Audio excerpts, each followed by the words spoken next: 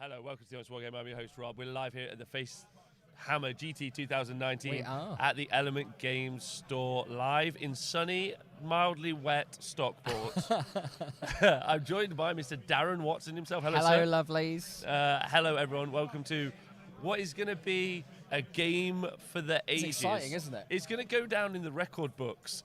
We have a player who's never played Age of Sigmar before this tournament before, Mr. Luke Morton. That's not true. But he's a fantasy savant, though, isn't he? He is. But it is his first ever Age of Sigmar tournament. Yeah. And he has gone 4-0 at an incredibly competitive field. Great event, by the way. And is potentially going to win the tournament. I think, he's in the position to do so, isn't he? I got into competitive wargaming and fantasy sort of towards the end of 8 for a couple of years, and Luke was the guy that was just smashing everything at that time, wasn't he? Yeah. Known as, and known for the rest of this stream as Mr. 500. Mr. 500, what an Because accolade. in the UK tournament rankings points, it was possible at one point to get 500 points. Luke was the only one ever to achieve such a feat. Yeah, not Jack.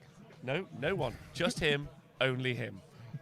Very important. So, he's up against one of my favourites, yeah? Oh, just Richie solid McCallie play. from Just Play Games, playing his Gloomspite Gitz. Also at Bobo this year, went 5-0 with Gloomspite Gitz. Every one of the Gitz family, all of the Loom bosses of the world, huge fans of this guy and huge fans of how well he plays with his Gitz. He loves the army, and he's also 4-0. He is, yeah. We saw him earlier on stream, didn't we? We did. Schooling. What was he playing against? Stormcast Eternals. Kieran, lovely Kieran with his Stormcast Eternals. So now that we're going to be playing Total Conquest, it's going to be really, really tense. Settle in. You're going to need some slippers. You're going to need a cup of tea, and it's going to be a 3-hour game. There's no question about that. This is not going to be fast. We're trying to like slow ourselves down for it, right? Exactly. What I think super interesting about Luke's approach, because he's taken Idoneth. He has taken Idoneth Deepkin. And he has gone for an MSU star. So he's moved away from James Tinsdale's, 18 eels, 2 blocks of 9. That's arguably the most successful style of Idoneth Deepkin, right? So Luke's brought a completely different style to the table. So I'm really, really keen to see how it did. Yeah, so he's been playing a lot of games leading up to this event, playing MSU Idoneth against Richie's list, which has just got tons of bodies. We're going to go actually to the tabletop now because I've just got so much to tell you about pivotal dice rolls. Yeah, if you're excited about this. So it's been an interesting lead up to the start of the game. Let me tell you about 2 pivotal dice rolls that started the game. Well, actually there were several initially. Most of the terrain on the board is either arcane or commanding, which means both these 2 players, specifically also Luke, wants to get as many CP as possible. Rich will probably just have too many CP to use at one point, but I'm sure he'll be using it. I'd rather be swimming in CP than dry. And this army not only swims, it swims in on the Aether Sea of CP. It's going to be really... Anyway, so CP everywhere, potentially. Also, Arcane is going to be massive because Luke has no casters. He has no wizards. He has no unbinds. He's really exposed to it, isn't he? Yeah, Richie is going to absolutely dominate the magic phase. I actually spoke to Luke yesterday, and he said the reason that he does this is because he's just like, I can't compete with anyone. I can't compete with Skaven. I'm just not going to bother. Yeah, he's like, it's a whole phase I'm going to ignore. And if you talk about, and Darren, you'll know this quite well, if you're talking about your mental resource, we saw you last week at the end of 5 incredibly hard games. Oh my God. Well, 4 incredibly hard games going into another 5th hard game. We saw Jack turn up to that game having had a bunny run. So Jack had a lot more in the bank, but you'd also you're in the zone of tough games. So it's arguable that could have been a factor. There's so many factors that do affect the mental landscape. I'm massively aware of it though. So I try very, very hard to mitigate the damage to it, right? I keep myself centered. I go away and do breathing exercises. I do all sorts to keep my mind clear because it's so important, especially at that level. Decision fatigue is a thing, isn't it? It really is. It really is. And there's going to be so many decisions that Luke's going to be posing so many problems to Richie with this because of this MSU. Yeah, absolutely. Let me tell you about the. Let me tell you about what actually we're seeing on the tabletop when it comes to both armies are 12 drops. Both armies, which means they roll off to see who got to choose territory, which would have meant they get to decide who goes first. So it's a big roll-off, which Richie won. Richie chose the top of the board. So already a massive roll for him going in. And However, I assume there's loads of arcane and commanding there as well. yeah, so we're going to get our table boss to point out some of the terrain for us there, potentially, or maybe even draw some map and get him a pen. Our table boss being Mr. Benjamin Sever. So we have arcane here and commanding in the middle is some of the terrain that you can see there. So that, you can see that's the one, that decision. So big roll for Richie already. He's excited about that on the pre-game setup. Exactly. Then there was another roll-off because both players have got faction scenery. You have the Loon Shrine here and, of course, the Gloomspite shipwrecks. Is that right? No, Gloomspite shipwrecks. They might be by the end of the game. Shipwrecks. Does anyone know? The boats. The boats are what they are. Yeah. However, Richie also won that. And the reason that's huge is because what Luke would have done is potentially use these boats to screen off Richie's 100% Loon Shrine and not having an army immune to battle shot. That could have, by the way, been a game-winning roll right there. Now Richie at least gets to play the game. So it's all going Richie's way, isn't it? Yeah, it's all going Richie's way. The Stumbler has also subscribed on Twitch. I want to say thank you to you. I want to say thank you to everyone who's subscribed on He'll Twitch be super and Patreon. pleased about that, won't he? Huh? Richie will be Oh, super that's pleased come about on. that. That's such a clutch roll at that stage. Yeah, I'm feeling. I feel that's super strong. So strong I double-clicked my pen. Apologies. Now, if you guys want to look at the list, which we're about to talk about in a minute, you can click the BIP button on the Twitch overlay, and if you click that, you'll be able to see the lists. We've already seen Richie's list before, but it's worth taking a moment to look at it again as they start to deploy. As stated, this is going to take forever, this game. So it's going to be a slow journey to excitement of the end. We'll do our best to take you through it, though, won't we? Adam Cooney says not running wizards is great. It is, yeah. How do you feel about it? No, I the point that you were making there is 100%. Keeping your the less that can go wrong, the less chance you are going on tilt. So if you don't have a wizard, you're not relying on a spell. So you've got your plays that you're planning, your future planning. You don't need to worry about it. You can just whack them down and go, right? Yeah, whack them down and go. Yeah, less can go wrong. The less elements in your list, then the less can go wrong. The less you got, the less you have to worry about Which it. is why I fill them with so many. So many. It also means your opponent knows that they're ascendant in that phase, and they might start to get a little bit bold, really. But the Gloomspite Gitz army is arguably one of the best magic casting armies in the game. If not the best, and I do mean that in all seriousness. But we saw in the first game, Richie had a couple of magic phases where hardly anything went off. Yeah. And again, if he's thinking, oh, how annoying is this that he's got no unbinders and I haven't got these spells off. So again, it can put Richie in a bad mental state. The very fact that Luke doesn't have any wizards. So yeah. So, but before we go to the list, let's talk about the battle plan, because that's really important. As you can see, they're playing Total Conquest. So there are these 4 objectives on the board. Now, when you hold an objective, it's worth a point. So there are 4 available per turn. As you can see, there are 2. There's 1 in each person's deployment, and then marked red, and then there are 2 marked white, which are ones that are close to their opponent's close to deployment, but you have to go out and get. So you can't really castle, otherwise you'll just give up an objective. So that's interesting. However, if you take one of those objectives off your opponent who previously held it, you score an additional bonus point. And I think this game is going to come down to the trading of the bonus points. It will be. It'll be a war of attrition. I think the Eels will win out, I really do. I'm excited to see it. This is you've got some interesting decisions to make at the priority turn, haven't you? Yes. Because you don't want to put yourself in a position where you can only score a point, but your opponent can score 2. So you've got to really think about that choice to go first or not is much bigger than some of the other scenarios. So it's not Total Commitment, it's Total Conquest, or it should at least say that. We'll get our overlay updated, apologies. It's Total Conquest, which Ben will change on the overlay. If you guys have seen that, our apologies there. So it's not Total Commitment, so things will be able to deploy off the board, which is important because that's what the that's what the Aether Sea actually does. Thanks for spotting that for us. Our LGT winner last week in the chat. Oh, hello. Congrats, brother. Yeah, congratulations, Welcome. Peter. It's great seeing you in the chat here. He's going to do some, hopefully, do a bit of in-depth analysis of his games. We're going to do a phone call about his game. That's a real gift to the community. And then hopefully interview Steve, and you get this director's commentary of this game. Oh yeah, that'd be super interesting to see. Yeah. I'm very much looking forward to that. And again, thank you to the Facehammer team for inviting us to do the show. So that we can bring you this top tier coverage. That was game 4, wasn't it, at the LGT? Steve versus, is it Peter? Steve versus Peter. Is that how you pronounce it?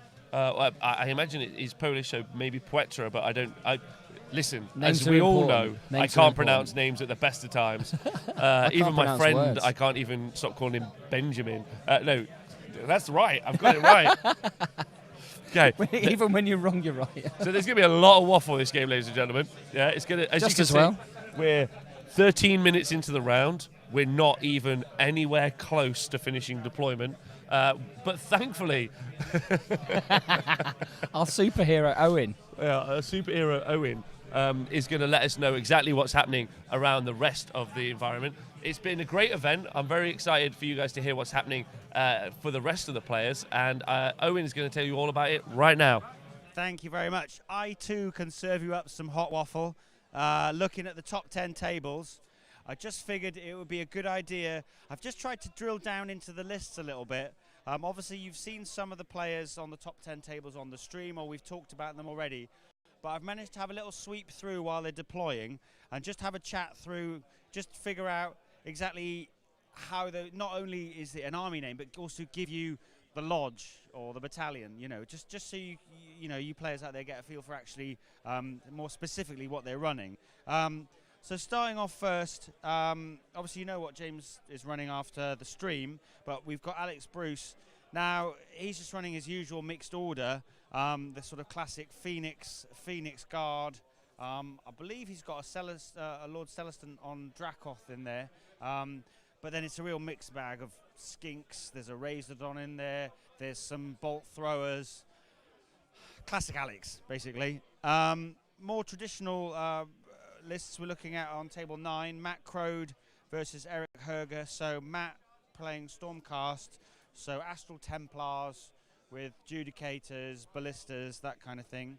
Eric Herger is playing Invaders Slanesh, Invaders host with Double Keeper. Table 8, obviously you saw Ian Spink on the stream with his Bone Splitters, playing against Mark Wildman, who I've talked about a bit. Obviously I've said that he's got Khorne and his Archaon, but just to clarify, he's playing Reapers of Vengeance, so he gets the double pile-in, and he's running an Unfettered, so he gets the 6-inch pile-in on that, on Archaon. Table 7, Pete Scully, he's running what I'm going to call the mixed list for Skaven. You got a unit of Plague Monks, you've got 6 Fiends, you've got a couple of Vermin Lords, you've got Clan Rats for screening. I'm going to be calling that the mixed list. The Skaven Swiss Army knife. He's off against Mike Wilson, who I talked about in the last turn, the last round. Again, Godseekers is what he's running. Just for all you Slanesh fans out there, it's the Godseekers host.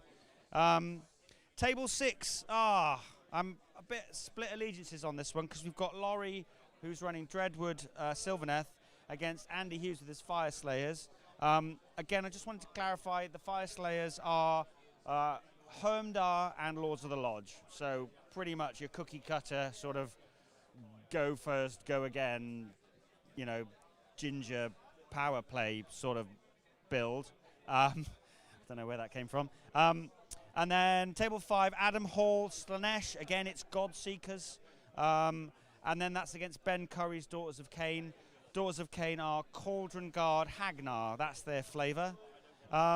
Ricky Me, who I've talked about again, he's Hermdar, Lords of the Lodge. Tom Maudsley's Grief, that's obviously quite a specific build. Just the flavour there, the punch units in the Grief list are 30 Blade Geists and 12 Banshees. That's what he'll be looking to throw in and regen in that battle against Ricky.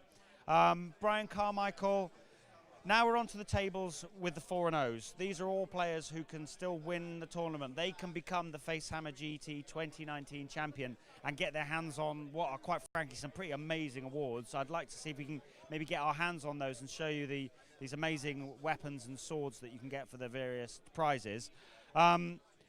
Brian's running Godseekers.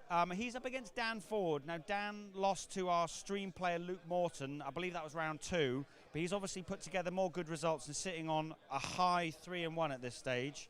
Dan is very Plague Monk heavy, with the furnaces and the Battle Shock immunity. And I think he's got 2 sources of Death Frenzy to just make those monks as, as filthy as they can be. Then JP Stevens, you saw his Slanesh. He's facing off against Dan Bradshaw on table 2. Again, I'm going to call that the Skaven Swiss Army knife. He's got some Storm Fiends. He's got some Vermin Lords. He's got the rats for screening. He's got the flexibility with the Gnaw holes. So, yeah, I'm going to call that one the Skaven Swiss Army knife. And... yeah, just to clarify, they're all the players in the room today. They're all playing Total Conquest. And one of them will be utterly able to conquer the whole room and become the champion. Now, Rob can't see me. Darren's engrossed in the chat. He's just seeing all the lovely people talking, saying nice things about him. Oh, saying things about me. Oh, God. Oh, I'm going to have to go and sit down after that. But, yes, I'm going to pass you back to the wonderful gentleman in the booth who are going to give you some cutting-edge commentary and insightful analysis. It's Darren Watson and Mr. Rob Symes. Back to you. What a gorgeous man. Thank you, Owen. Right, so we're back on the tabletop, and unsurprisingly, we're still at deployment. We are 19 minutes in, and we're still deploying. Now, to be fair, it's game 5, isn't it? They both spent a bit of time trying to out-psych each other, didn't they, at the beginning as well? We said this at the top of the show. Both of these 2 players, meticulous. This is a game of Warhammer. Yeah. Like, if the TOs would allow it, like, some people would say, I talk to people a lot about the coverage that I do, and they say, what, so you sit and talk for 3 hours? And I'm like, no.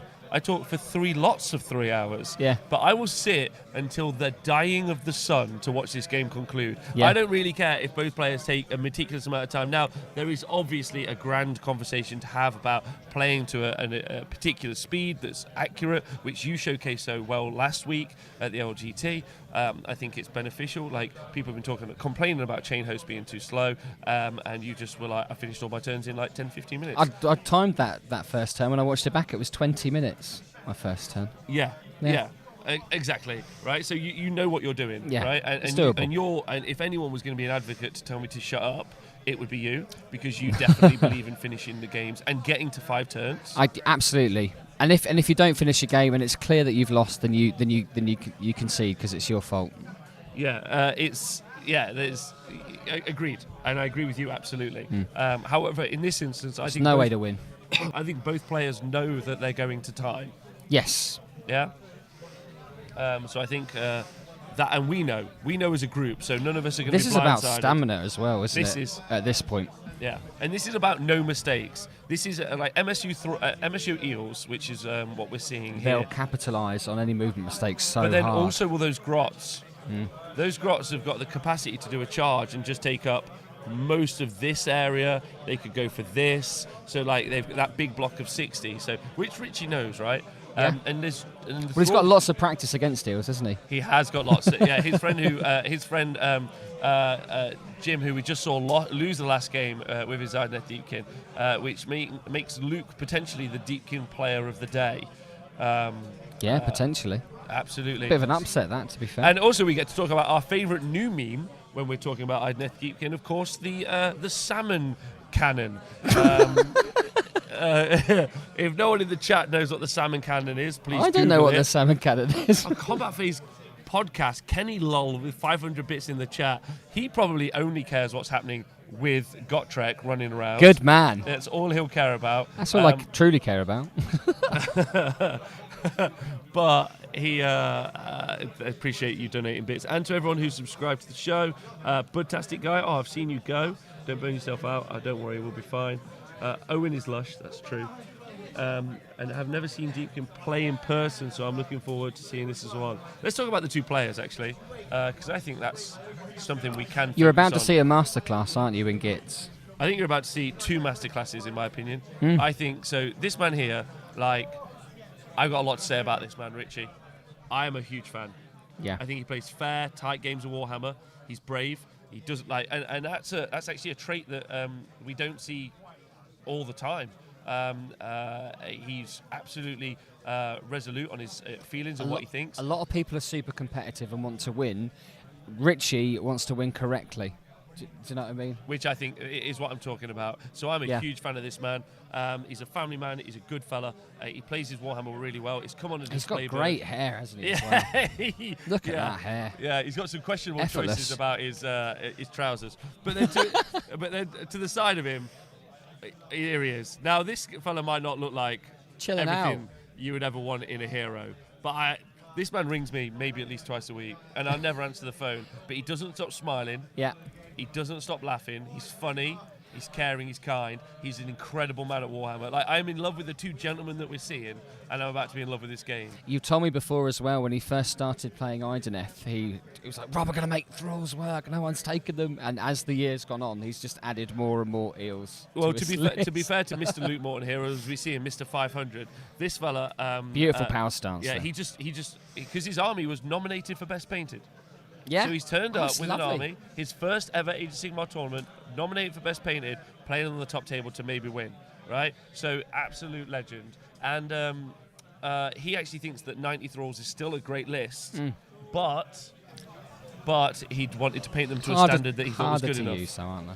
Well, the pair of them are both beautiful hobbyists, and this is a real great advert for competitive Warhammer, isn't it? Yeah. Really, really That's why great. I went on a Warhammer. tirade there, because Yeah. it's absolutely worth it. Fantastic. Like, this is the one they show people. Like, I want to like, can Warhammer be a sport? I'm like, here you go. Yeah. Like, well, both of these are athletes. Yeah, if some knuckle dragger's like, is it even a tough game to play? I'm like, get ready. Yeah, play it, find out. Yeah, play it, find out. Even these two. There's a reason I'm losing my hair. Both got grey in our beards, right? Yeah, absolutely. All right, Lee Bromley, how you doing? Right, everyone in the Twitch chat, let me know who you're rooting for. I want to get real personal on this. I want you all in the chat. I want you hype. Darren, you want them to be hype beasts? I've just found out what hype beast is. You've informed. I know you could promise me you're going to tell me a bit more about it later. So I'm assuming I'm hype might get beast. some time during this incredibly. Oh, we've seen the handshake. We've seen a Have we seen handshake. the start of the first turn? Oh shit! So Richie, who got the choice, by the way, is going to take it. He's going to take the first turn. So I'm going to rifle through the list now because I thought we had a little bit more time. There's not many factions out there that can capitalise on a double turn quite like Idoneth Deepkin. So that's a correct decision, isn't it? Yeah. So Richie's taking it. Yeah. So what he's got a Loon Boss, he's got a Fungoid Cave Shaman, and another Fungoid Cave Shaman. He's got a Madcap Shaman with Itchy Nuisance. That's going to be important. His Fungoid Cave Shaman's got Hand of Gork. That's going to be important. Web Spinner Shaman with Sneaky Distraction. He's got a Web Spinner Shaman and a Ragnarok with Sneaky Distraction, which we can see at the back of the board there. He's got 20 Shooter Grots, another 20 Shooter Grots, 40 Stabber Grots, and then 60 Stabber Grots. He's got 5 Spore Splatter Fanatics, 6 Sneaky Snufflers, and then he's got Aether Void Pendulum, Geminids of Ulgrish, Malevolent Moon, Quicksilver Swords, and Scuttle-Tide. Yeah. That Scuttle-Tide, in my opinion, might be the game-winning spell. Now that's the kind of list that if you hadn't practiced against or if you didn't understood, would have plenty of tricks in, right? Luke has practiced. He's played many games against Dad Bradshaw's Gloomspite Gitz. No, he has not. Is it Dan? He's played arguably the best Gloomspite Gitz player in the world. Oh, Nathan. He's played Nathan yeah, Prescott. there you go. He's played Nathan Prescott, which, much to Luke's chagrin, he's like, oh no, because if you're going to play anyone playing against, I'm desperate to play Nathan with his Gitz. Yeah. It's a nightmare scenario. I don't care. He's absolute love. I'd learn so much, I think. Yeah. So yeah, I think Luke has had the chance, and I know that there are definitely other great Gloomspite Gitz players in the world, and my love for my friend is shining through here. But I honestly think he's an incredible wargamer. So Luke's had, in my opinion, the best practice you can get against Gitz without having played Richie. So he's himself. prepared, isn't he? He's prepared. Richie similarly has played against James Tinsdale's Idoneth all the time, so they've both had solid practice against this. So this is two players who know exactly what's happening. We're not going to see any mistakes, are we? I don't think so. It's going to be huge. The last game came down to two players making mistakes for the win. This might come down to forcing mistakes for the win. Oh, the first cast has gone off, and this is massive. It's a spell called Hand of Gork. It's going to pick up a unit, and he's going to sling it forward. Yeah. And I don't think it's going to be the 60 grots, but it might be. We'll find out what unit.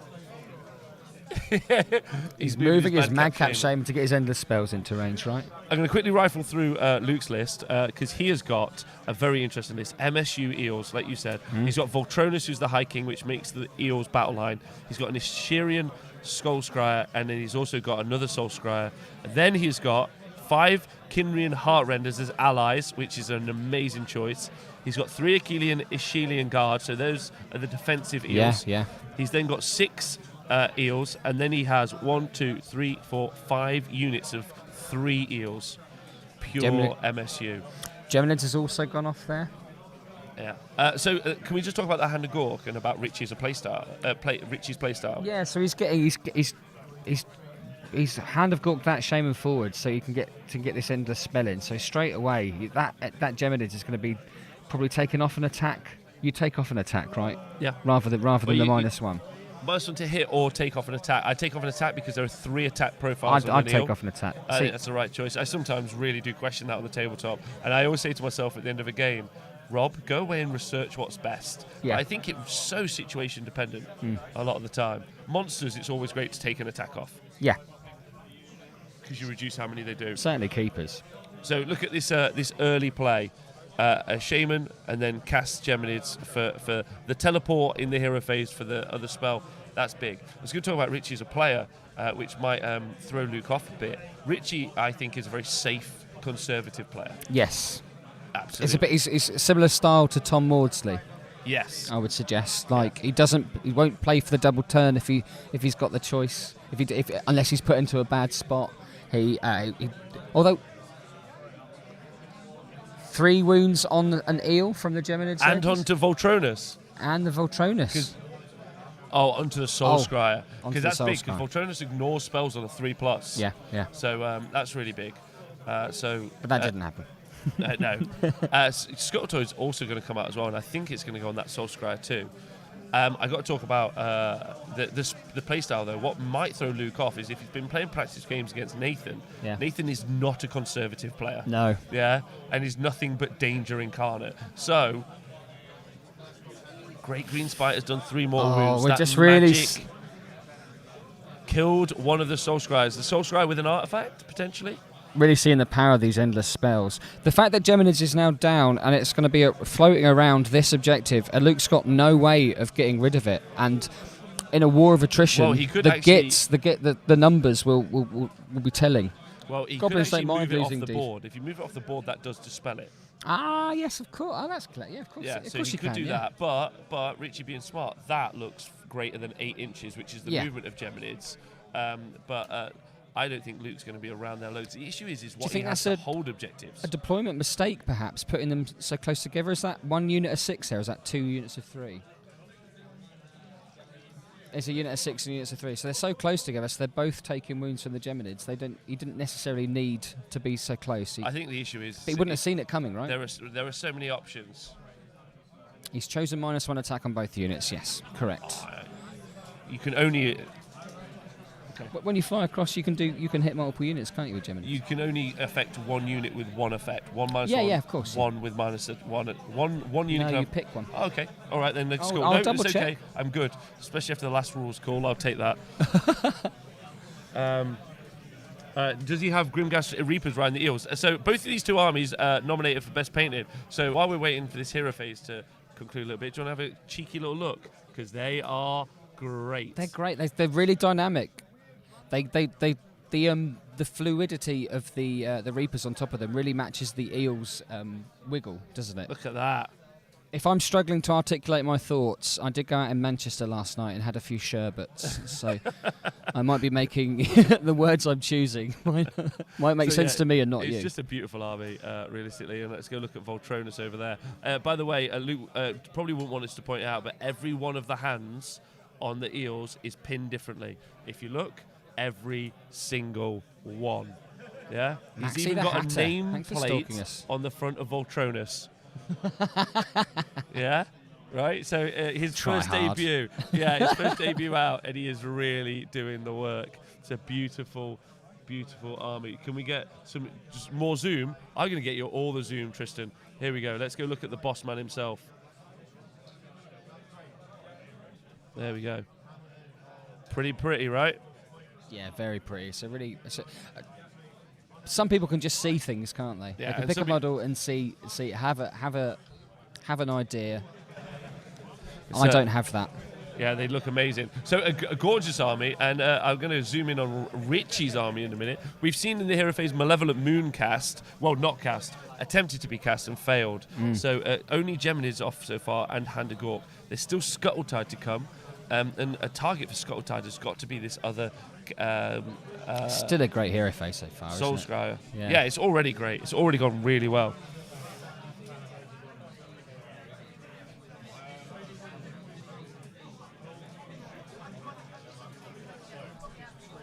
So, Fangoid didn't generate any additional command points.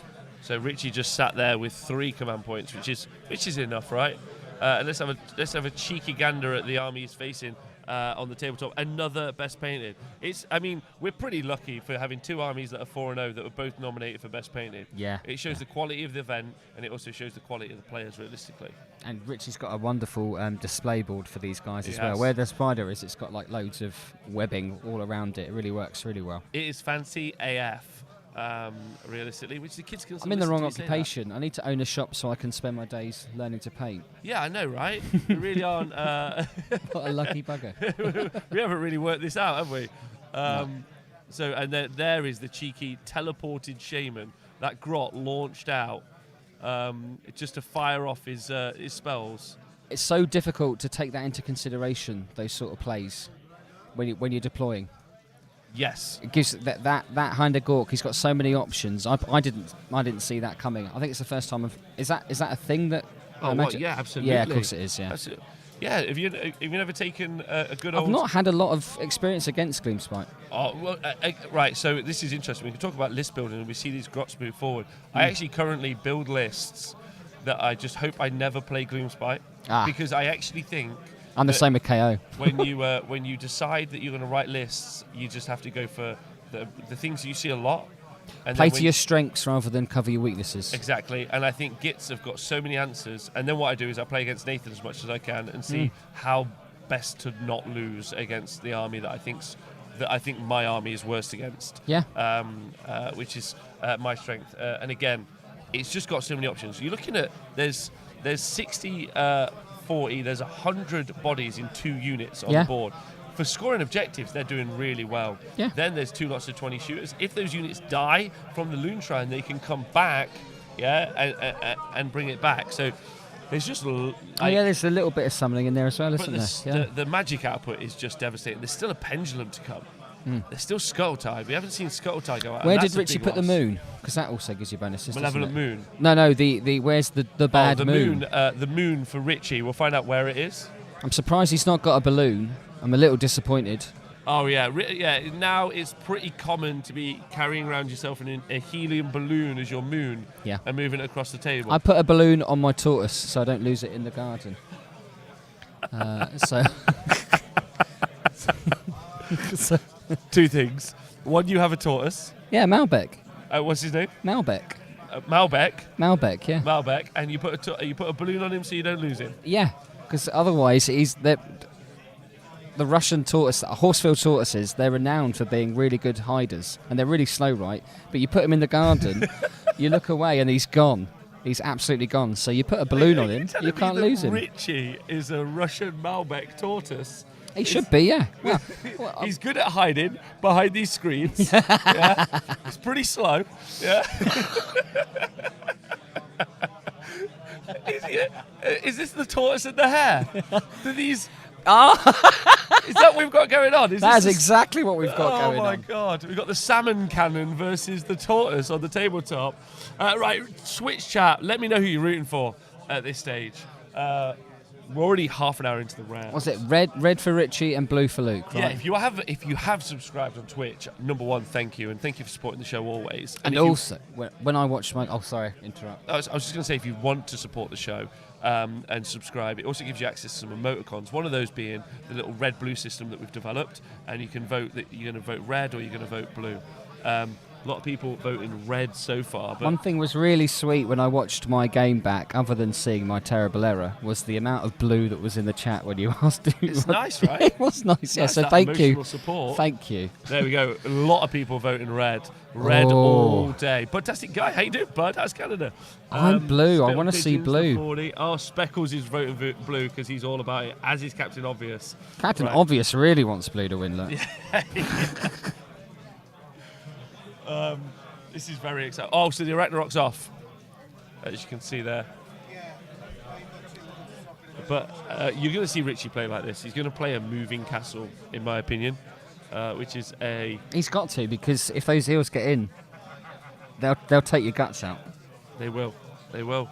I think realistically, the way to also deal with this Gitz army is to go for the key pieces. So it's to go for those characters, but they're so well defended, as we saw Kieran trying to get to those characters last game. When we saw this game already happen, not this game already happened, but a game previously with these guys on. Just a challenging environment, realistically. Oh yeah, 100%. It's interesting. So when I was speaking to Luke beforehand about why the MSU, the eels, he was mentioning that it's so useful because 3 eels can jump screens because they fly, as it's much easier to get 3 eels over a screen than 9, and he's got several of those. And if you see here, there's a big area here where these eels are going to be able to get into. Now I don't know if that's intentional. I don't know if Richie's trying to bait him in, perhaps, to try and get those stabby attacks. Oh yeah, what? Leave a hole like old Ian Spink. Yeah. A big Stonehorn-sized hole. That was so in that game that was intentional. So me and Ben were like, "Wow, he didn't see that coming." Ian Spink had left that. This is game 3 yesterday for anyone that watched. Speaking with Ian, he'd left a Stonehorn-sized hole right in his back line, and Steve absolutely took the bait because he knew that he could deal with the Stonehorn later. Overturn, which I think is it's brave as well, right? Because that Stonehorn did great work that first turn. Yeah. So intentionally to take that much damage and then just be like, cool. Well, it shows how much he understood the game, the matchup. Yeah, I agree absolutely. Fantastic guy says Gitz forever. Yeah, and then Peter there definitely thinking that he'd love in the SNES list, which he said previously was in one of the Polish ETC lists or something fairly similar. The thing that we didn't talk about, which is now time to see where he is on the tabletop, it's probably the most interesting choice that we've ever seen in a match play army that we've live streamed for a while. One of the units I didn't talk about when we went through Luke's list is a unit called the Fleet Master. And Benjamin, if you wouldn't mind telling us exactly where the Fleet Master is on the tabletop. There he is. I'll go find him with the camera, although he might be hidden. Now the Fleet Master is a Darkling Covens character. So that I think this is the converted Fleet Master. He doesn't look much like a Fleet Master. However, he's a Darkling Covens character. Well, he's a ghost, right? So that's fine. That's fine. He looks dead sneaky. He's 40 points. A 40-point hero. Ah, yes, he's the Corsair hero. Is that right? The Corsair hero. The Fleet Master, that makes sense. He's got 5 attacks. He's got a 4-up save with re-rolling 1s against shooting. Yeah. But a 40-point hero as an ally. Is that just to deal with places of arcane power, that sort of thing, or? I imagine that there is. Oh no, he's not a wizard or an artifact if he's an ally. Nope. Oh. But he's an extra character, I think, and I think if I hear this right, he's actually been included in Luke's list so that when he beats people, he can say that they lost to having a Fleet Master in the army. He's showboating already. He's showboated at army list building. Yeah. He's making a statement with this tournament, isn't he? Yeah, that's a whole way in. That's a whole way in statement. He's coming for us. So that is the end of Richie's turn. He's done no charging. So Luke straight away checking that gap, seeing if those eels are going to be able to jump into it. Yeah, so what's nice here is they're both... Oh, too long cast. Thank you for subscribing. Thanks to everyone who subscribes. Appreciate this loads. He lost his peg leg, that's right. Richie's going to have to be super tight with his movement. Luke's really going to take advantage of that, I think. I think we're going to see eels everywhere. I think we're going to see them everywhere. Yeah, perfect. I think so as well. I wonder where he's going to go. He's left. This is so obvious, though. This is like, it's sort of, in my opinion, this is Richie just saying to Luke, he's like, I wonder if you're bad at Warhammer. Come and take this. Yeah. So that's this up here. That's and they haven't played each other before. I introduced them earlier. So they're now testing each other in movement. It's great. This is like chess. They do speed chess, and this is the opposite. Throwing away a unit of 3 eels to hold that unit up there, so then he can take this later is not such a bad idea, no? I don't disagree. I think actually it behoves Luke in this scenario because Richie's played so. This is my just thoughts. So Richie hasn't claimed this top objective. Yeah, I actually think that they're both waiting on that priority roll. Yeah. I think what he's done is make a conservative movement, see if Luke will just go super aggro. If then Richie gets the priority roll, he wins. Yeah, I think what you'll see Luke do is play very cagey, sit back, win the priority roll, and then he's going to give it away to Richie and flip the tables on him. In game 1, I walked past Luke's game against Dan Ford, and obviously Dan Ford's got so many models. He's got 80 Plague Monks in the list, I thought 120 Plague Monks, 60 Clan Rats, etc. And the way Luke was dealing with that was sending them in waves. So I wouldn't be surprised if we see waves of attack. Oh, okay, so he is going to commit something at least. So there we've seen a unit of... Yeah, I think we'll see waves. We'll see a wave go in. So you think, but then you can't trade because if he takes, this is the thing about this scenario specifically. Once Richie takes this, he has to hold it, or he has to be able to counter-attack and take it off Luke when Luke takes the objective, because you get a bonus point if you take the objective. So both players are knowing that. It's a lot to deal with, especially when you have also the priority roll mechanic. So I love Age of Sigmar. It's just got so many nuances at this like cutting edge. I think he's got to be aggressive. You think he's got to be I aggressive? think he's got to get in there and get those numbers. He's got to whittle those numbers down ASAP, really, because late game, if he's not dealt with the numbers, then he's just lost. So I think we'll see waves of attack, but aggressive. A lot of people are saying, whoa, did we just see him swivel his eel model? Yeah, they're on little sticks and swivel around so that he's able to move the base, but they don't get in the way. He's not just coming for the competitive seed, he's coming for the narrative and the painting seed as well. Yeah, he's actually with a showboat list. The narrative players are loving it. To be fair, I hadn't even realised. That's quite exciting from a list perspective. I hope it is to showboat. It is just a showboat. Oh, what a hero! Yeah, you're a big fan of that, aren't you? I'm a big fan of that. I think Darren has just made Luke has just developed a fan. And there's nothing better than I'm a fan of all the Age of Sigmar players. So those eels have moved up. Are we going to see the 6 go up as well? No, we haven't. Ooh, defensive mode. He introduced activate. himself and he said, "You're the famous Darren Watson." So he already knows who I am. So I don't need to worry about that, do I? But he's been doing his research for months. Oh, right, yeah. Like waiting in the shadows, or he's kind of like exactly how an Idoneth Deepkin lives. He's been waiting slowly in the Aether Sea, and now he's decided to raid Facehammer on a wave, and then he'll just leave again, gone, vanished, souls taken, prizes won, smiles on his face. Or Richie's going to give him a kicking. Richie's going to teach him a lesson. Who are you rooting for, Twitch chat? Darren, do you know who you're rooting for? I'm rooting for the Eels because I think it's a super interesting. I don't think I've seen this style of list outside of team events. I've not seen it in singles events. No. See lots of eel lists in team events because it makes sense. Because they're a super polar, you can really polarize them. A bit like the half-guard berserker lists. So they're really good in team events, but you don't see I haven't seen MSU eels in singles.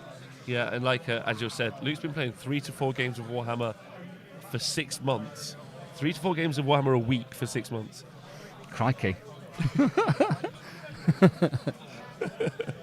What armies are playing? It says it on the overlay. Gloomspite Gitz versus Idoneth Deepkin.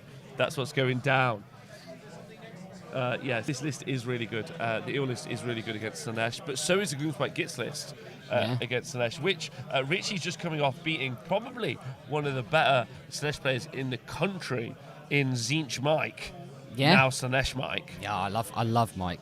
In a game that took quite a while, but both players happy to play through the lunch, and Tio's graciously allowing them to do so, which I think is great. Good call. Oh, Alan's in the chat. Hello, Alan, my love.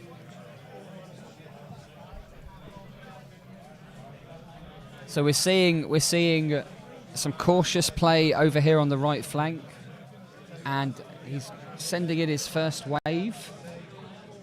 Yeah, and look how precise those units are and where they're going and what their plans are. We've seen, is this Voltronus who's moved up to the centre? He has, yeah. He's been okay, aggressive. So Voltronus is in. I've seen bait, and that's it. He also ran ran Voltronus, we hear from the table, so he's not looking to charge him. Ben, can we get that paper off the table? Thanks. Everything's ran and hasn't charged. This unit here is... Everything's ran. Wow, so this unit of Eels here isn't even going to charge. He's just run. Do you know what he's done, Darren? He's created board space. Yeah. He is zonally controlled all the way to here. Richie, if he wants to, can hand a Gork unit on this side, and he can hand a Gork here, but that is at... We're going to priority. We're going into the priority roll. Richie is red. You're cool. Yeah, we're cool. Richie's red, and then Luke is blue. Richie's rolled a 5. Luke's rolled a 1. Oh. Richie's going to get the choice. He's going to be taking that. I'd assume. Luke hasn't gone for the turn. I reckon, in my opinion, that he wants Richie to take it. Yeah, okay. It doesn't... Perhaps he'll give it away then. He's giving it to Luke. I think he's giving it to Luke. We'll find out. Yeah, because... He's still deciding. Oh.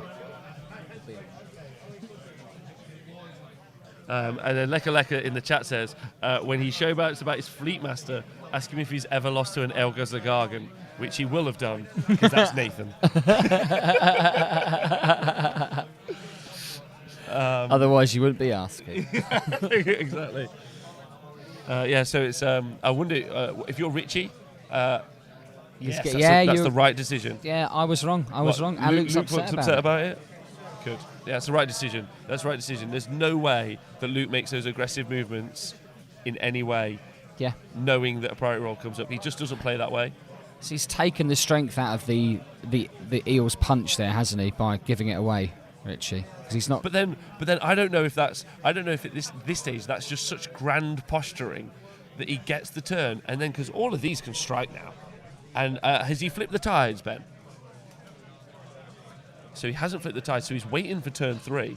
That also meant he's got to do the Geminids through his army. So that's a unit. The unit of 6 Eels have now been neutered again by Geminids. Yeah. 1 wound, so he's killed that unit of 6 Eels down to 5. And they haven't shocked anything yet, so he's lost some mortal wound output as well. Yeah. He's never going to get to come back from those once per game abilities. Yeah, those endless spells are doing some work, aren't they? Huh? They're going to do some work in this game. Yeah, they are over the time. And the closer Luke gets, the more powerful those hero phases are going to be. Pete Pratt, one of my Warhammer heroes in the chat, saying that Fleet Master is actually not showboating. It's actually good in the shooter met to help screen the Deepkin characters. So the moon is currently not moved at all. It's just stayed in the. So the moon. We'll need a yellow for that, surely. I'm gonna get ready everyone for some art. There's the moon, but it's in that corner. Nailed it. I think I've nailed that. What is that? That's a sad banana. That's close enough. That looks decent. A couple of little moon spots. That's brilliant.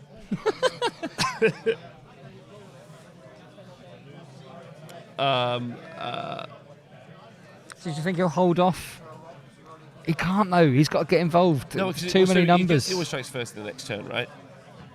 He didn't want the turn. We've just heard from the table he really didn't want the turn. Yeah. So yeah. look, because that's bait, right? Look, this is just big bait there. That tiecaster, not that tiecaster. He's general. He's pretty general out. Most people would see that and go, "You're just free and clear. I'm going to go take it." I also think he might. Also, I reckon that if Luke wanted anything, he wants the double from turn. He wants to be in combat in turn 2, at the end of turn 2, get the priority, be in turn 3 when he's got all his strikes first across his army. Yes, it doesn't matter if he. So it doesn't matter where he is. So he's in the safe spot. He can't. He now has to commit and also get counter-attacked. So I just don't think he's going to. You might just see him move away. But he can't, because the spells, the advantage that Richie has is he gets to do the chip damage over time. Yeah. Like, and that'll all mount up, won't it? it will. Every eel dead is going to be really affecting the game. But is he going to loop around the back here? Go for long charges? Is that going to be the plan? I think he's got to. I think he's got to do something. He's got to do something to get the initiative back from Richie. Richie's headspace, he's going to be feeling a lot of control. Being able to play and give away a priority gives you a lot of safety. Well, your headspace. Yeah. Feels very, very good about that. And Ben's already mentioned several times that Luke is not happy that he's had to be taking this turn, so that's going to be affecting him. And I want this stated as well, Luke and Richie are going to be lying to each other like monsters. This is your favourite thing to mention, isn't it? This is true. Wargamers are liars. So our table boss, Benjamin Savra, I don't think I can respect him more as a gamer and a person. And I'm pretty certain he's an astute judge of character. But I know for a fact, and Darren, you're going to lie to me now when I ask this, you're all going to lie on that top table to each other. 100%. I'm not going to lie to you. That's exactly what goes on. Yeah, not about the rules, obviously, but about like, oh, you've won the game. Oh, you're doing so well. You want people to try and overcommit. Or if they're doing well, you're lying and saying, oh, I'm doing really great. You're in a tough spot. Are you okay? Society's only gone this far because we're liars. We evolved to lie. You're going to get real philosophical in this chat. It's true. Without lying, we wouldn't be able to function as a society. Yeah, so it's going to be a bunch of fibs. You can see Mr. 500, Luke's Dragon Slayer's top there.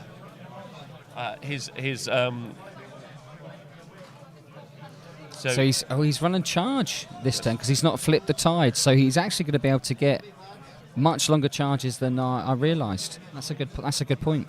So he's gonna move the eels. I know you guys are gonna want to see elements of that. So when we do, but right now we're gonna go to our infield reporter, who's find out what's happening at the rest of the event. It's gonna be really exciting finding out. And we're over to you now, Owen. Thank you very much, Rob. Yes, and thanks to you all on Twitch for joining us for the weekend. It's been amazing. There's quite a lot of tired minds and bodies out there, but thanks for sticking with us.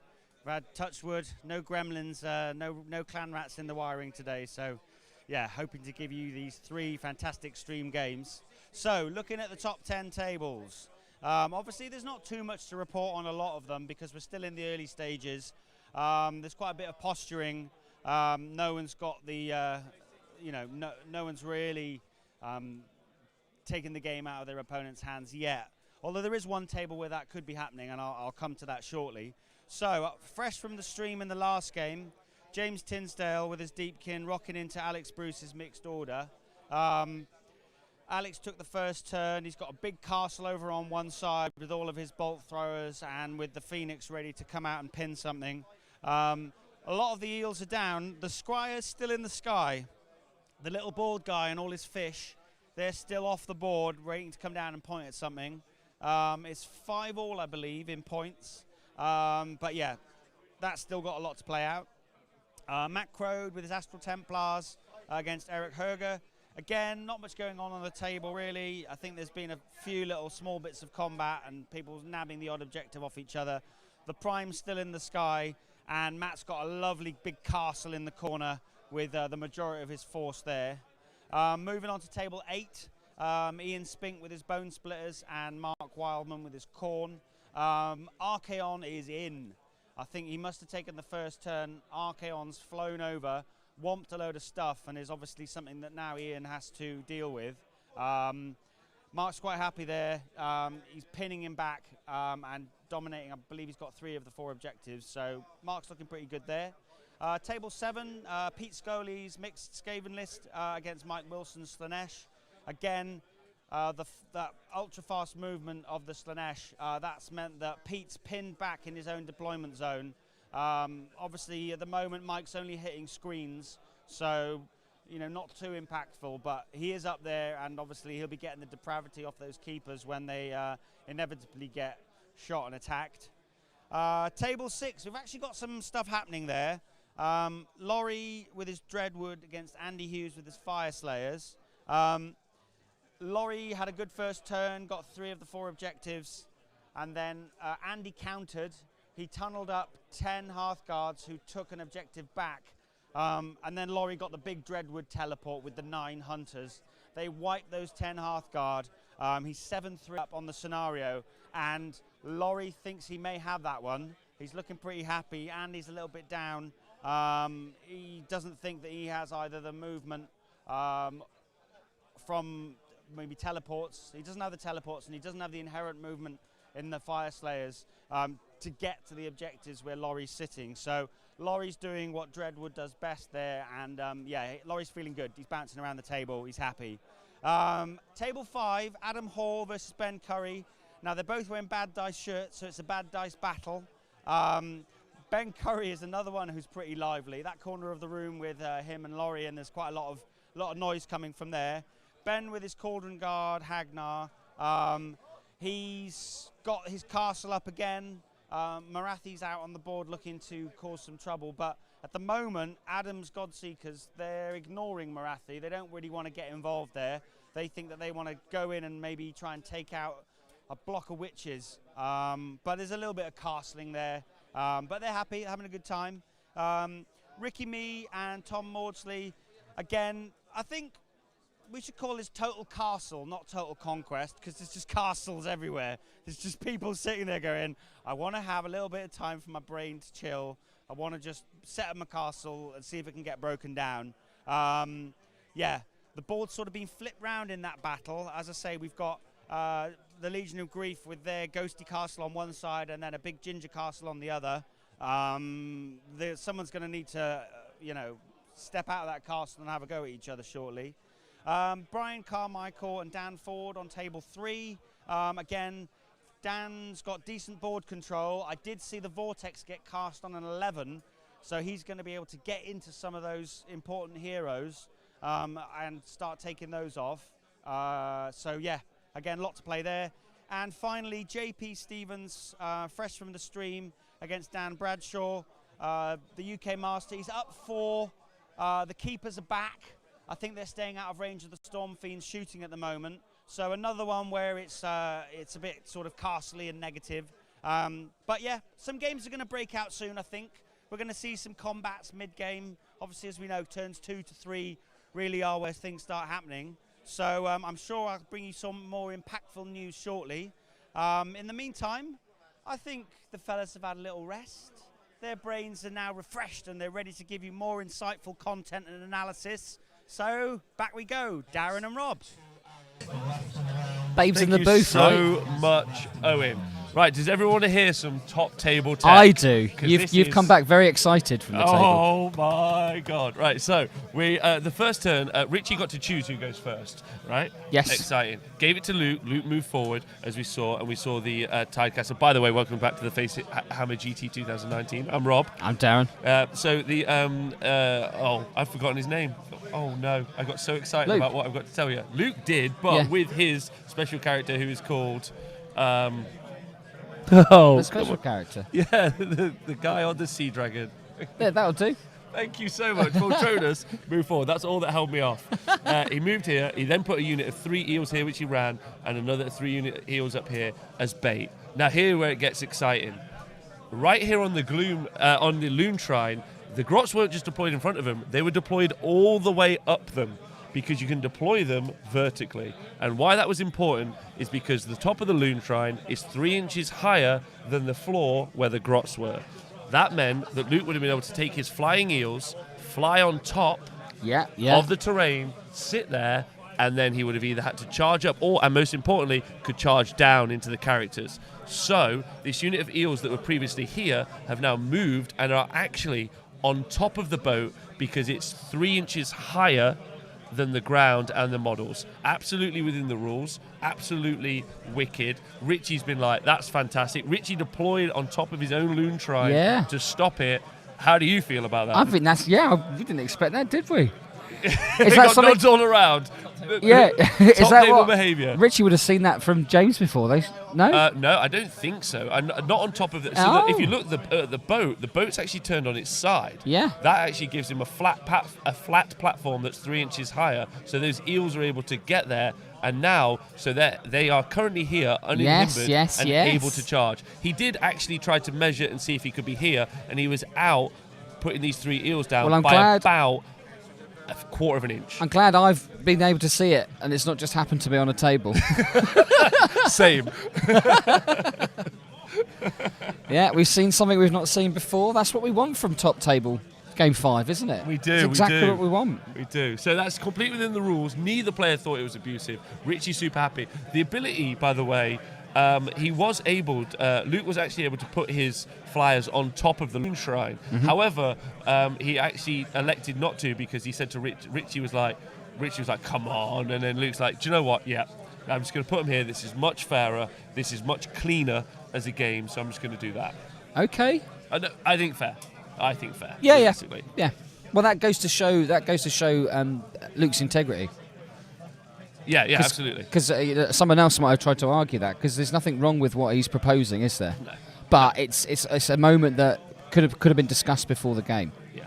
So just again, top table behaviour, which is why you come and watch these top players play, and you're going to see some things which is really exciting. In the chat now, this is 4D chess. You're absolutely right. Yeah. Deploying on the loon shrine, landing on the loon shrine. That's brilliant. Mind blown. So Voltronus is actually charged. Is that correct, Ben?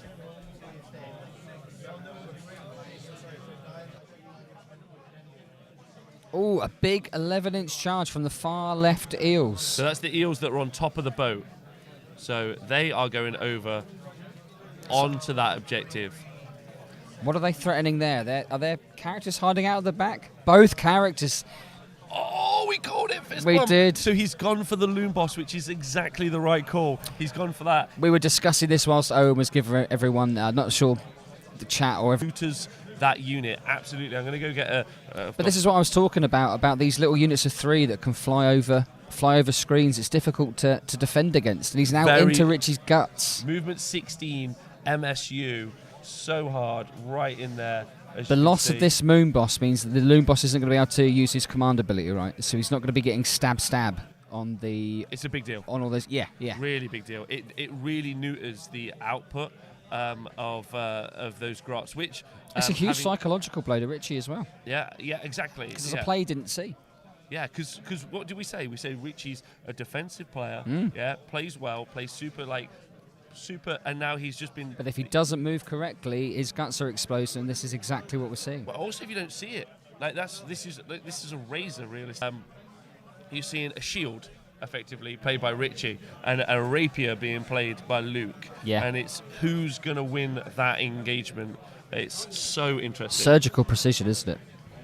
Surgical strikes. Yeah, someone in the chat asking what MSU means. MSU means multiple small units. If you'd like to know a bunch of wargaming terms, you can actually go on the honestwargamer.com, and we have them just listed. If you click the workbook underneath it, there's a bunch of gaming terms that you may or may not know, and you can just go and read them and learn a little bit. Later on in the year, me and Darren are going to be doing articles and videos talking and expanding those. Yeah. So get ready for that. That's going to be very exciting. We're part way through one, aren't we? Yeah, we are. So that's really fun. So that's the future. There's a glare on this screen. I just need to change position so I can see what's going on. Okay. I'm so interested. Don't forget there are also heart renders for a clutch play. Okay, so this unit of 5 heart renders here, thank you, Benjamin, is charged into that unit of grots in the centre and just tagged them. Luke also said he's going to be doing as many flying V formations as possible. Wait, is he winning and showboating? Maybe.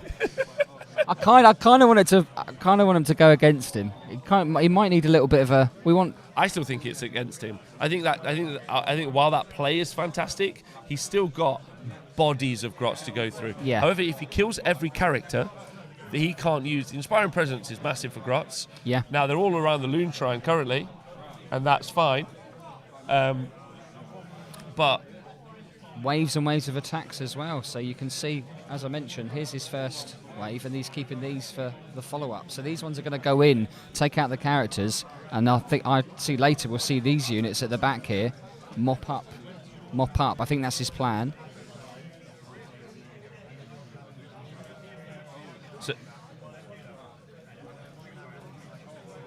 So the Grots have got the command ability from the Loon Boss. Yeah. And the While he's still Moment has been used to make the Voltronus have -1 save. It's going to be a big deal having him go from that 3-up save to a 4-up save.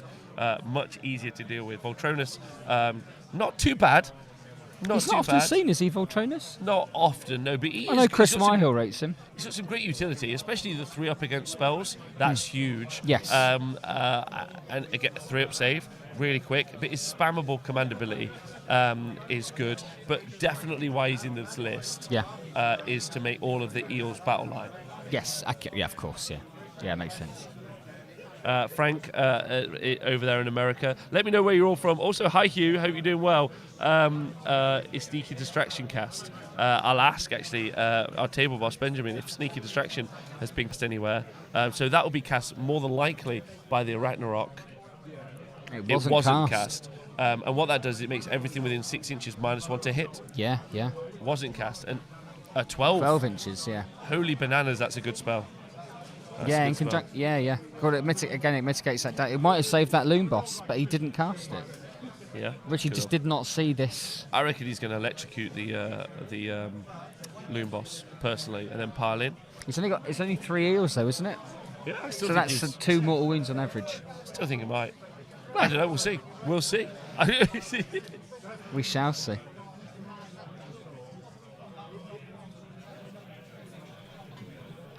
So the Spore Splatter Fanatics that have been released... No, they were already on the board. They're already on the board, but they always strike first. They've done nothing. They've done no damage to No Voltronus. damage whatsoever. And also, another key element for this army is there's 2 weak units. I'm actually going to go and... I say weak. They're kind of odd. The Gitz, being what they are, really just a bunch of mushroomed up. The Loon Boss has just died... so he's about to come. Was that from Zaps or was that from combat? Volturnus took it out. Okay, so Loon Boss is dead, but the other units that are huge, the Spore Splatter unit here, and also this unit, Sneaky Snufflers. Yeah. So he's paid at least. I don't know the exact points on them. I can't remember because when Nathan talks, I just zone out. But he's got love you, bruv. But both of those are going to be able to add +1 attack to the grots around him. So Loon Boss dead. If you can take out the Spore Splatters and if you can reduce the Sneaky, you're mitigating all that damage, aren't you? Yeah. Well, you're really reducing what it can do. Yeah. Like. And again, it's because they fly. They're all 3s. Yeah, deep fried Gitz lol says.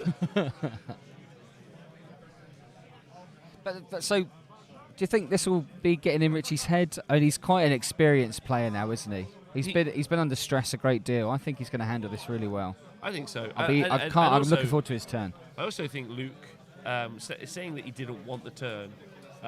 Or he's up against it. It could have been, like we said, a lie. Obfuscation. It could have been a lie. He could have seen himself an opportunity, but he is going to get a round of counter-attacking, and then potentially the priority for another round of counter-attacking. Which, and I actually think this was the only play Luke had, because I don't think he's taken out the grots one by one. No. I think he has to cut the army to bits, take out all the support characters. But the problem is, I'm going to zone up here. There's a support character who's a little bit bigger than the other fellas. Yeah. In that Ragnarok Webspinner Shaman there, and he can fight, he can cast spells, he can do some really solid work. But it's just really interesting to see. Still, like you said, most of the 3 eels have engaged here, 3 here, 5 here, with Voltronus all the way over there. Yeah. That's where Voltronus has gone to. We've only lost a couple of eels, though, right? He's only lost a couple of eels, but he's still holding here. He's still got Heart Renders in reserve, and of course the Fleet Master shouting on. What is he? He's just doing nothing we in know that what corner. the Fleet Master's doing. He's operating the salmon cannon. That's what he's responsible for. He's looking for his leg.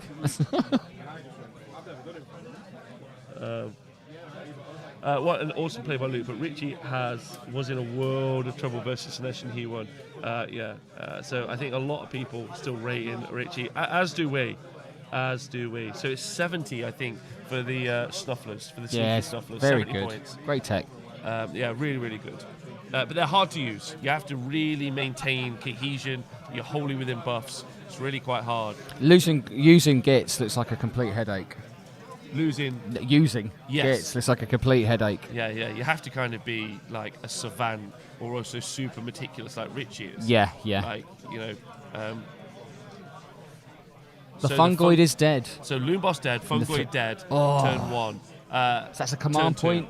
That's a command point that Richie's going to be losing out on a turn now from the Fungoid. So the command ability has gone out of the army as well for those grots. So that's a big play. And then he's got Voltronus at the back of the board. And if you look, that play, he still hasn't scored the objective because he can't. He's just outnumbered by so many grots. But what are they going to do? Are they going to come and counterattack and get involved in the fight? Are they going to go aggressive? Can you retreat onto the objectives in this scenario? Because I'd imagine if you can, these guys are just going here, right? These guys can... You can, yeah. So we're going to see this unit retreat from these guys onto this objective, I'd imagine. But then that's going to be... If he does counter-attack this way, in Richie's turn. But if he does counter-attack that way, there's not going to be anyone to keep them around with a command point. And even 3 eels will be a threat to 20, 40 goblins without any support, right? Yeah, and it's going to be about the characters, right? It's going to be about using those CP that he generates to make them immune to battle shock. Because once they leave the dank hold range, the Loom Shrine range, they're now as susceptible as 24, anything. Isn't it? 24? Wholly within 24? Wholly within 18, okay. I think. But so this objective's... He's not going to be able to get this objective and stay within, is he? Wholly within 12 for this shrine. Thank you so much. Wholly within 12. So again, that plan of going for the guts, you'll see that's going to limit Richie's options. Moving away from it. Yeah, but like we said, he's got some pretty robust characters. He's lost 2 now, so he's still sat on at least 2 more wizards and... What spells has he lost, Ben? Has he lost Hand of Gork? Oh, he might have lost Hand of Gork. What spells has he lost on the Fungoid Cave Shaman? Was it Hand of Gork? We'll find that out. That's a big deal.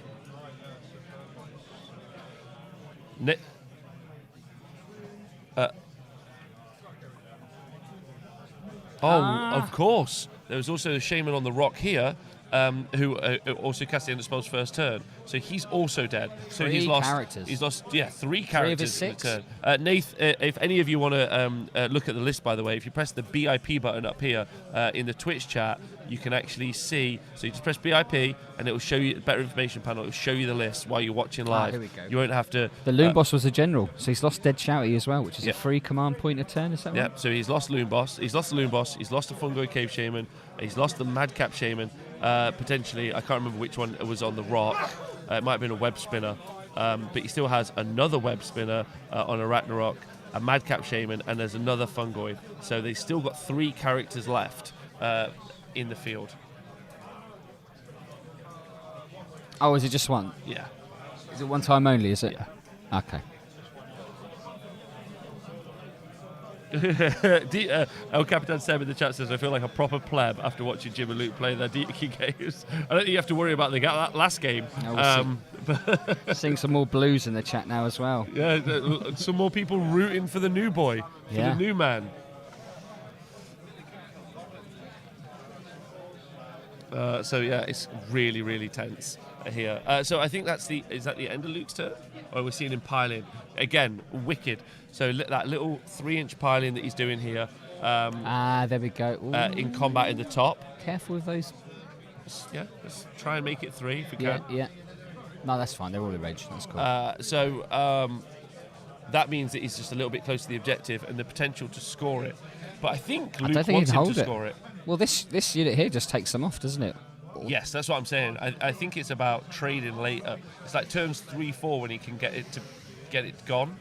It's like a house of cards. What Luke's attempting to do is he's trying to take out all the support structure and then just have the whole thing fall down later on. That's my favourite way to play Warhammer. It's hard. We saw you do that, and I know you're going to be upset by me saying this, but brilliantly against Jack last week in the LGT in the 5th game. You just decided to take out the 2 support characters on the 9 Storm Fiends and just neutered their ability to play. Take the things that you know you're going to kill, so you have an immediate impact on the game. 9 dead grots have been killed from the eels at the top there, and Richie has taken them from away from 3 inches. They're not wholly within, and there's no character there. Yes, they're not wholly within 12 of the Loon Shrine. There's not a character, so they might suffer a battle shot. Grot's not particularly brave, but super sneaky.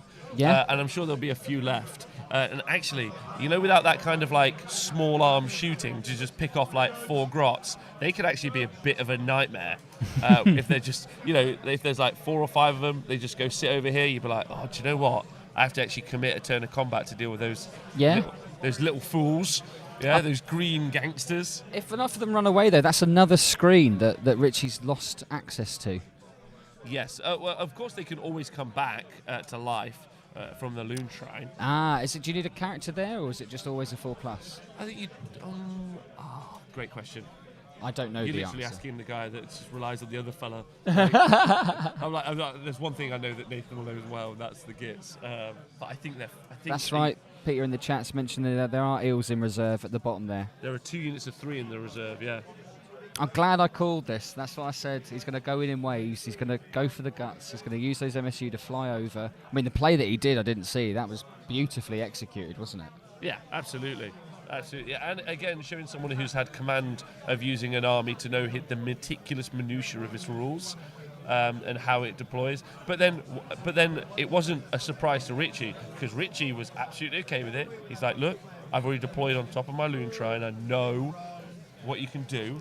Yeah, I thought his Loon Boss was safe. Richie would not have given away his Loon Boss. No, there's no He wouldn't way. have given him the turn if he thought his Loon Boss was going to die. Oh yeah, Richie gave him the turn. Richie gave him the turn, so he would. That is a surprise. That must be a surprise to him. You don't give someone the turn if you think you're going to lose half your characters. Your general. Yeah. All your damage. He's not gone for that. You're right. You're absolutely right. I mean, that's a pretty magnificent charge from there to there. 11. Yeah, that's pretty good. But if that's your only out, go for it. Yeah, I know, right? Yeah. I'm all about it. By the way, it's always just a 4-up. You don't need a character nearby. Thank you, chat. It's just a dank hole in the earth, and then more grots are just pouring out of it at any point, as long as some Celestial Being rolls a 4+. But as long as he positions his eels correctly, it should be impossible for them to come out of the shrine. Wow, the grots. Which grot unit? 10 saves for the grots we've just heard. Past 8 of them.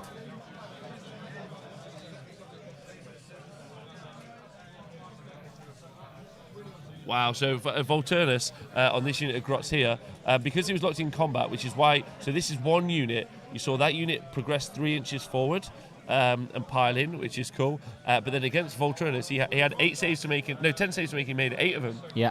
But then he took 4 mortal wounds. 4 mortal because that Loon Boss is, just let you know. See, that's the power. That one grot. That is the power. Where is he? The survivor. I'm so about that guy. Go on, Jeffrey. Oh, grot block. Grot blocked. Can we get him named, please, Twitch chat? The first person to name this solitary, potentially game-winning grot. There he is. He's a netter. He's a netter. He's a netter. It's so important. Oh, he's catching butterflies Harold. now. He's been named. Harold. There he is. Harold the Grot, the survivor of that unit. Will he change the shape of the game? It shows how quickly they melt, though. They do. Yeah. So thanks, Nathan, as well. So also summoning the grots from the Loon Shrine, they only have to be 3 inches away from the enemy when you do so. So it's hard to zone them out. Okay, but not impossible. Huh? Not impossible. Not impossible, no. Not impossible. Certainly, However, if you can fly to the top of them. Because Harold's alive, yeah, his unit can't be recycled right now, and you only get half the unit back anyway. So that's actually a bad thing for Richie. He's not going to get the opportunity to bring it's that. It's not bad because he really liked Harold. He wants him to make it. He's really invested in him emotionally, and he's even turned him around a little bit. Look, just so we can see Harold in greater detail. There he is. What a gorgeous fella. He's just living his best life, isn't he? Tell you what, netters, the bane of my existence. Go on. They're just everywhere. They've got 1 billion attacks. This is, by the way, actual numbers. Yeah, they make your army minus 14 to hit. Yeah, they're just the worst. And you try and fight them, and again, what Richie's got on his list: Geminids plus Grot battle line. So those netters. It's just your army's -2 to hit before it even gets started. The swiftness of the eels, though, Luke's is super conscious of the netters because he was talking to me before the game. So he's gonna be doing his very best to charge where the netters aren't, because they can only affect units that they're near. So it's not just there in the unit and it's -1, is it? No. So again, he's got that manoeuvrability. A lot of armies don't have access to movement 16 units, right? No, they don't. No, they don't. So as you can see, Luke scored now. I still think he...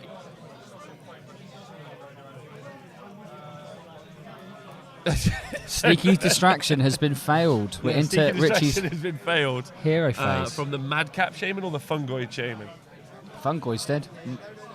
The Madcap, Fungoids both are both Fungoids dead. are both dead.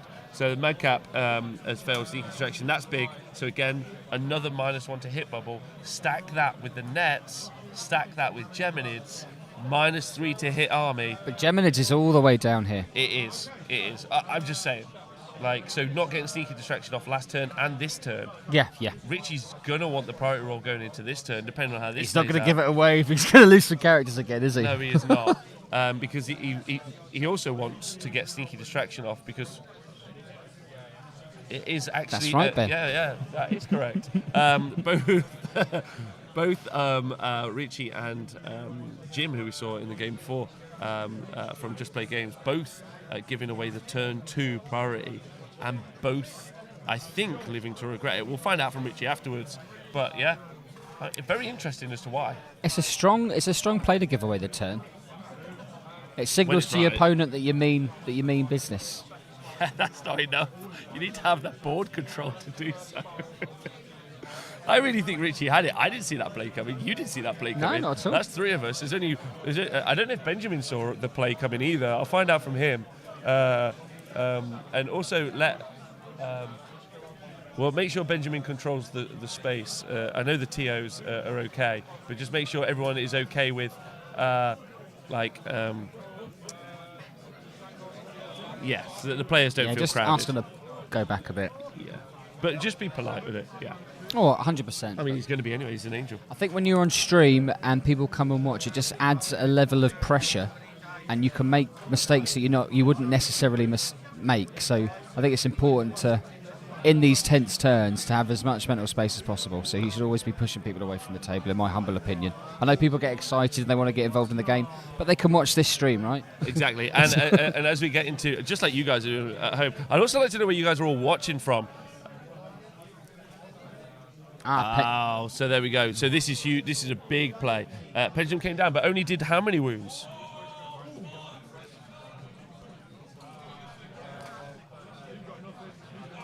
Did it not go through Volti?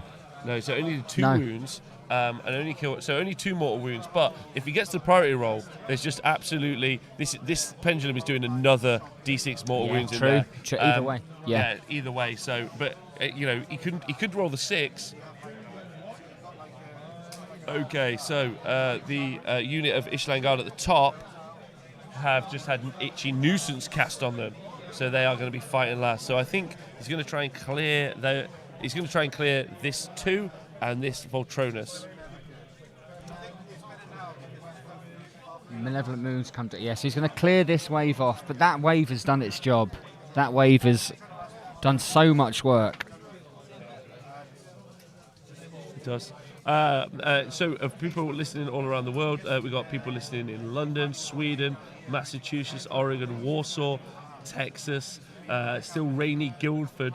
But thank you everyone listening all around the world. I love this Warhammer community that we're a big part of.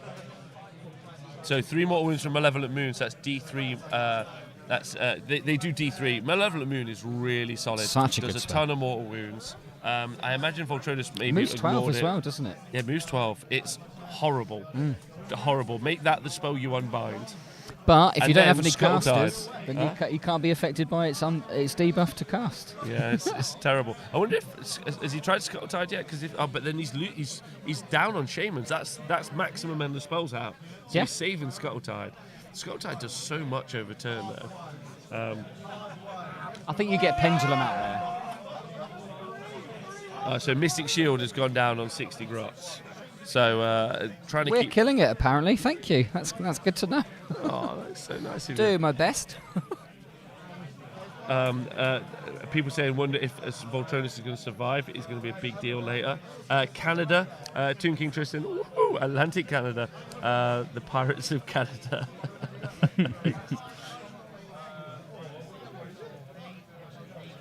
So with the hero phase over, We're into the movement phase. So a pretty successful hero phase again from Richie. Last hero phase, we saw him do mortal wounds out from the Geminids. We've now seen Pendulum set up to take out that last eel. So he's cleared those eels without with endless spells. Doesn't need to deal with it. And that Geminids isn't even ever going to go and threaten his own army. So he's safe there. Can the moon affect your own units? Can you take? No. You can't. I You don't can't think- take wounds I from think, it. Yeah, I think the moon can do D3 mortal wounds to Ah, Gitz, but so- the minus to cast doesn't affect it. Okay. But I would have to double check that. Are there any characters near that moon, Ben? I can't. No, just Voltronus. There's Is it no just casters. Voltronus? Yeah. But if the spider one, Richie's characters, no. Okay. Where do you think that spider's going? See, and again, Luke's posing so many little problems for Yeah. Richie to solve. So these Gits are going to come here, right? Yeah. Right. But They then have when to. they are there and they do the damage, they're now breaking this castle apart. That's right. These eels are here. There's not enough threats at the bottom to clear out those, and these eels can go and do some work. There are 2 more 3s of eels to come down and some heart renders. Richie could potentially take over here, consolidate castle up again. Yeah. But neither of those 2, how interesting is this? Neither of those 2 have taken that top right hand objective. I don't think, as we're looking at it, at any point. Richie claimed it.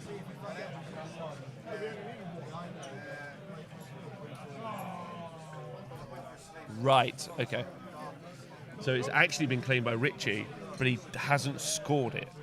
Because you score it at the end of the turn, but like you don't, you only score it at the end of your turn, but you claim it when you move on to it at the end of a round. Does that make sense?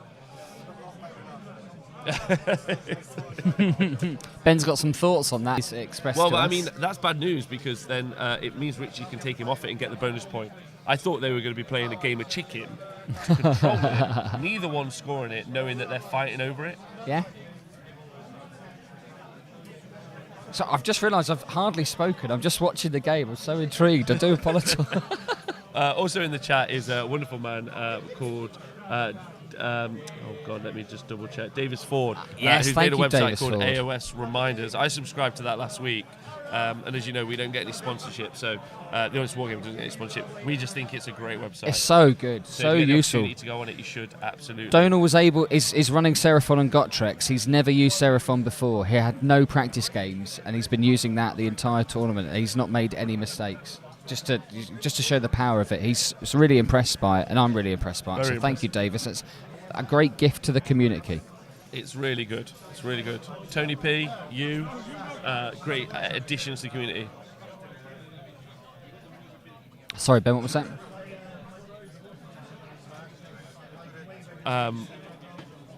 Yeah. Anyway, but thank you. Oh, don't worry about it. We do rock, though. Davis Ford in the chat saying that we rock. That's just a cast iron fact at this stage. But that's only because we're supported by the community, which is all you guys. In fact, you guys rock. Let's have a look at this game because it is beautiful. So there we go. There's the moon and the pendulum taken out. There's one eel left trying to just fight for his life. He's not going to be around much longer, is he? Ragnarok is going to just retreat. So the Ragnarok, originally like a nice counterpunch unit, I think it's more of like a magic missile platform. Yeah. It's got bonuses to cast, isn't it? +1 to cast. It's got 2 casts, 2 unbinds, or is it just someone? 2 cast, 2 two unbinds. And he cast. doesn't have Scuttletide, which is not Scuttletide. Sorry, the Ragnarok Cauldron, which is amazing. But he's still there, just doing the work and eyeing up. Those grots are eyeing up that 3-inch charge, and they're sat, as you can see, on 4 CP. That's a great shot. They're sat on 4 CP from Richie, so that's a re-rollable. That's a re-rollable charge. So I think that they're going to be. He's going to be using some of those new command points, right? He's got to get back into the game at this point. The Forest Goblins is shot of Volturnus and missed. So they're not even Forest Goblins. They're just from they're still Spider Fang. They're not that either. The ones on top of the Arachnaroks. Yeah. All right, sweet. Yeah, they are. Well, I suppose they are Forest Goblins.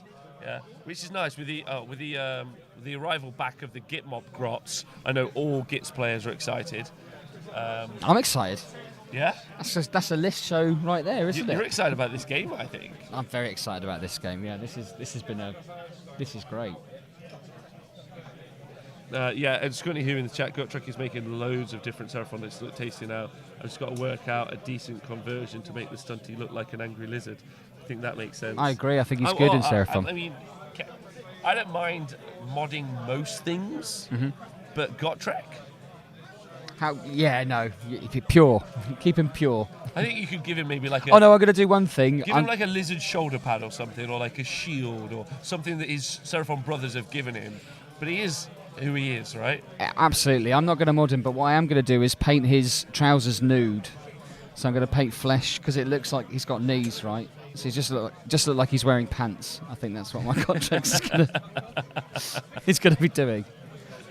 I've actually bought him. He's sprayed. He's ready to go when I get home. You excited about using him? Oh, so excited. So I was going to show you some minutiae of movement here that we're going to see. Oh, I have gone I'm way too keen with that. Just going to see what's happening there. It got blocked before. So we're seeing the sneaky snufflers moving around here. You'll see some really cagey and correct movement now from Richie. Yeah, I think he can adapt. He'll learn from his mistake there. I really think he wants to keep those sneaky snufflers safe. Really they'll quickly. do all of the work. I don't think, and the Loon Smashers, which are in combat here as well. No, they're not the Loon Smashers. They're Spore Splatter fanatics, in fact, in combat at the back. Those are his key. They're his key buff pieces, really.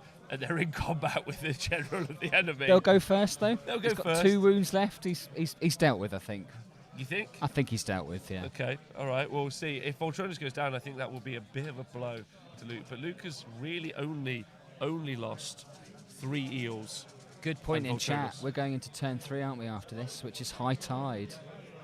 Ooh. So Voltronus has died in the combat phase to the Spore Splatter. So combat phase has begun. And we're in amongst it. But you're right, this priority roll is going to be really big. But I actually think it's weighted in Luke's favour because of the high 100%. Tide. Yeah, because he's not too fast either way, is he? No. He's not.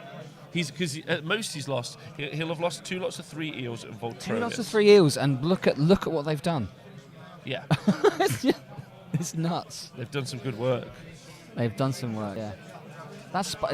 So here the spiders stayed to be able to use CP, right? To keep I think that block unit together. Don't forget there's also these 5 eels here as well. Now they're going to take some damage from these grots, but not loads are able to pile in. So I think that they're still going to be fine. Also, those grots can be pushed off with these 3 eels. There's still 6 more eels to drop on the board and to start dealing with stuff. But they've got a lot of work to do. And like we saw in James's game, sometimes there's just not enough of them, and they need to do their output before they die. Definitely. Wonder if they'll do it. However, I was going to say I wouldn't be surprised if he actually fled this unit and then took out this unit with this one, so that later they can deal with these. There's so many options, right? Yeah. So many options. However, a man who's got nothing but options, because everyone loves him and everyone likes him, is Mr. Owen Jackson, who's going to let us know what's happening from the rest of the Facehammer GT 2019. Thank you, boys. Thank you very much. That's right. We're here at Facehammer GT 2019, deep into round 5. So a champion will be crowned in 1 hour and 24 minutes. It's exciting. I've been looking, as ever, at the top 10 tables. I think at this stage, you know, the people vying for that title. I'm on the lookout for other stories, but I'm concentrating on those tables. James Tinsdale against Alex Bruce on table 10. They're on turn 2. James is up really nicely on the scenario, 8-3. It's going to be a big prio roll into turn 3, because obviously with the always, you know, all of his force striking first. If James wins that, then I think that he'll push on too far ahead of Alex, and it'll be tough for him to come back from that. So James is looking pretty good for a 4-1, I think. Table 9, we've got Matt Crode and Eric on turn 3 similarly. The Prime is down. He hasn't killed much. And it's 6-2 to Eric on the scenario. So, yeah, again, turn 3 to 4 prio is going to be important on that one. We've got table 8, Ian Spink. He's still not got out of his deployment zone, really. Some ball boys have managed to escape the clutches of Archaon and the various bloodletters and what have you that are in there. But he's still very much pinned in, and I think Mark's in a good place there to go 4-1. Table 7, again, they're on turn 3 as well. This is Pete Scully with his Skaven against Mike Wilson with his Slanesh. They're on turn 3. It's 9-all. Very tight. I couldn't see a keeper on the board anywhere, but there's a lot of stuff still on the board. But yeah, I think that one's going to go the distance. Table 6, Laurie Huggett Wild, Mr. Sylvaneth, playing Dreadwood against Andy Hughes. As I predicted, that is over. Laurie got the win. Laurie gets a 4-1. Really happy for him. That's a difficult army, a difficult list to play in the current meta. So yeah, after losing his first game to Ricky Me, seems like a long time ago, yesterday in round 1, Laurie's got himself a 4-1. Decent amount of hidden agendas, a couple of 20-0s in there. So yeah, Laurie's looking good for maybe top 15. Overall, yeah, that was a 17-3. The players both agreed. It all came down. They had the same amount of drops, and then Laurie managed to win the roll-off for who chose to go first, got on the objectives, and then he won 2 priorities in a row, and it was all over turn 3. So, lucky Laurie. I'm not sure what dice he was rolling, but he got those priority rolls, and yeah, good for him. Table 5, Adam Hall with his Slanesh. He was looking for some sort of divine intervention. AD Mac was hovering around the table, and he was hoping that he would bring some Slanesh vibes to the table to help Adam, because he's only on turn 2. He's 6-1 down against Ben's Hagnard, Daughters of Cain. Marathi and a big blob of witches in the middle, putting the hurt on a lot of those Slanesh keepers. I think there was a keeper off the board, a chariot off the board. Shalaxi had a few wounds left. One of the keepers was half health. So yeah, Hagnard doing the work there. Ricky Me against Tom Maudsley. I mean, it almost looks like they've only deployed. There is a reason for that, and Byron kindly pointed that out. Essentially, there's one gravesite in the back left-hand corner behind where Ricky's big blob of fire slayers, and they just can't not babysit that. But he also needs to keep all his buffs on. So what is the strength of that fire slayer's block is also proven to be its downfall, because he just can't be progressive with that unit and those heroes. He has to sit and camp, because if he moves forward, then things can just teleport or be brought up through the gravesite, and Tom will be on his home objectives. Table 3, Brian Carmichael versus Dan Ford. That's 4-all. It's turn 2. The Vortex has been taken off the board and dispelled, and the keepers were going in. It was time. I'm not sure if Death Frenzy on the monks, but those keepers were going in, and the table will look very different in the next 30 minutes or so. I think that game, you'll start to see that game develop, and we'll probably be able to spot a winner there within the next 30 minutes. JP Stevens on table 2, again looking for the title. He's against Dan Bradshaw. JP's 3-4 down.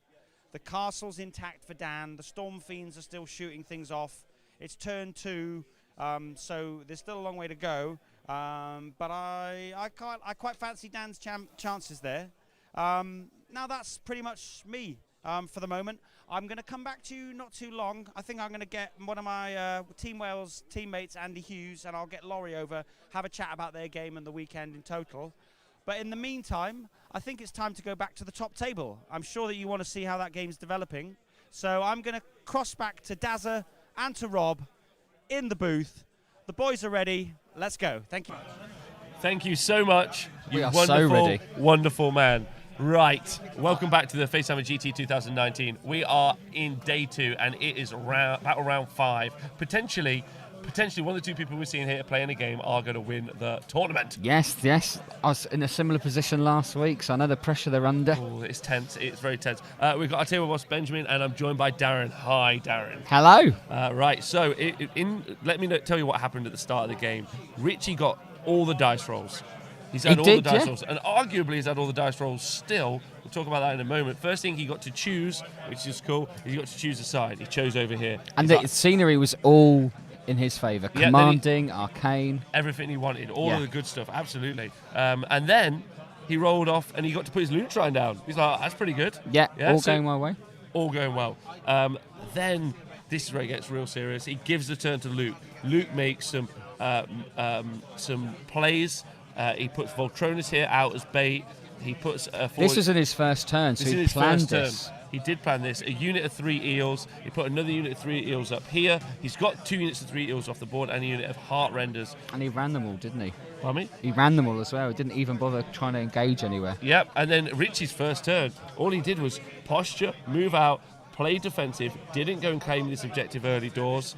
Then priority roll happens. There's no engagements in the first turn. Priority roll happens. Richie wins it, and then he just gives it to Luke. Not just gives it. There's a lot of thought. Bit of procrastination there. Yeah, he thinks it's a great play, and I can't disagree with it. I didn't see what was going to come next. We both thought it was the right decision, right? We all thought it was. Because we were like, Luke can't do much from here. Yeah, we're getting reports from the table boss that that Luke is looking unhappy with that. That he's played to win the priority for then Richie to take the turn, or Richie to take an advantage. But then what happens is Luke makes an outrageous play, moves a unit of 3 eels here and Voltronus here, then charges in here, manages to take out the Loom Boss and Fungal Cave Shaman. There's a Madcap that's here. Also dead. That died as well. He'd been teleported with Handagork in the first turn to Geminids, which are the bottom of the board. And now we're into Richie's turn 2. He's lost his Loom Boss, which is big. He's got his guts. Yeah, he has. Yeah. Get the guts. It's now all about keeping those characters alive, so the Grots are still fantastic, which is this Ragnarok Shaman and the Madcap Shaman, who's also located up there. Darren, it's been a time already. It has been a time, but so later you can see here as well these big gaps that are being left, protecting this Ragnarok, is that it? Yeah. Ragnarok. So these eels are going to be able to jump through to them. If he loses that big spider, then he's going to lose the grot so very quickly, won't he? And we don't forget we have the advantageous turn next. So the Idoneth Deepkin have a chart, and every turn the ebb and flow of their tide gets stronger and stronger.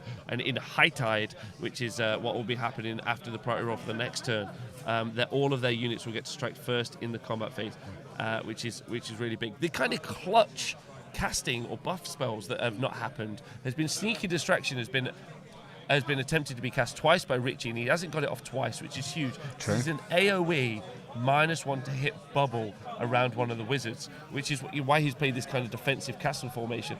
Double that up with the netters that you get inside of the grots, who are -1 to hit. You got a minus. Oh, we're going to priority. Oh, okay, priority roll. Here we go. Turn 3. So don't forget, Richie is red and Luke is blue. They're ready to go. Absolutely. Richie's got it again. Richie's got it again. He's got to be. He's not going to give this away. He, Oh, is it? No, maybe. It doesn't matter. Yeah. Oh, God. So Richie's got Let's to think about it. And what Richie should do right now is take a moment, take a breath. I need to take a moment. What I'm would sure I? he knows. What would we do? What would you do, chat? It's a tough decision. Let's see what that decision looks like for a player, a magnanimously gorgeous player. Here he is. That is just pure tectonic thought. Yeah, looking at the board, what would he do? Taking a moment. Stunning, though, isn't he? Look. Great looking fella. Great looking fella. So he's thinking it through. And what would you guys do? I mean, that's the real tense part about this. This is some good. This is just shows some really good play as well. Just take a moment, take a breath, take in what's happened, and make a decision. Don't take too long, but it's okay to take 30, 40 seconds. Calm your mind down. Should we see how Luke looks? And then make a decisive how does Luke decision. look about this?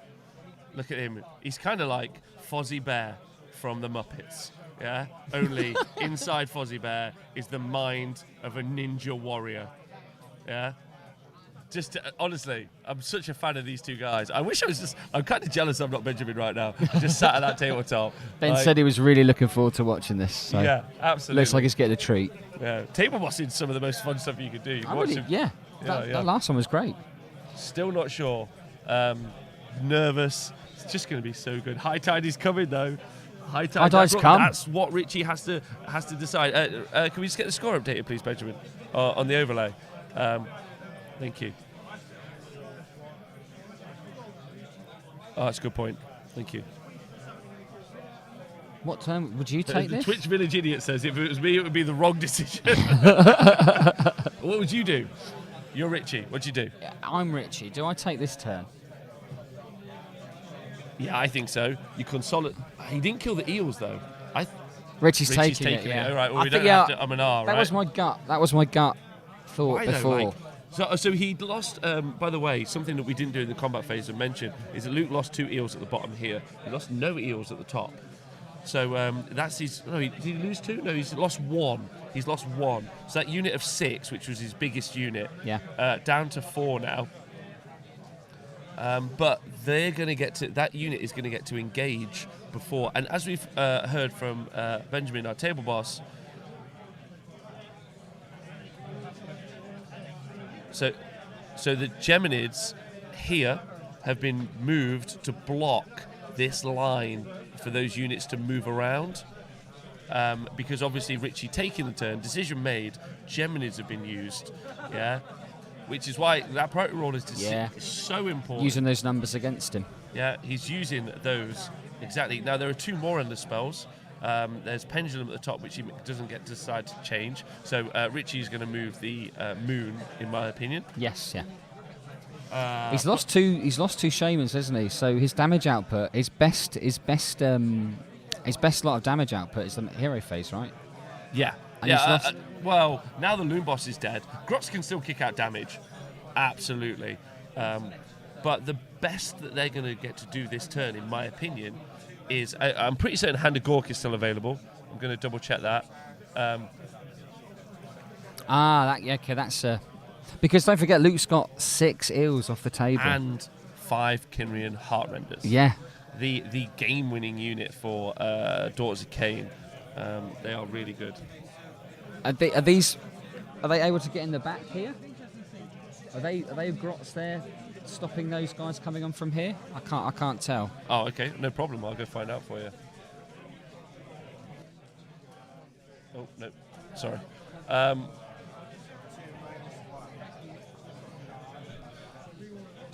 wonder if he commits the eels turn 3. He probably does bring them down. Yeah, he's done some solid defensive work at the back of the board there, Darren. Yeah. As you can see. Yeah, fair. On the overlay for you guys. So stopping the deep That strike. pins him heading straight for them. Stopping. Not long for those poor Grots.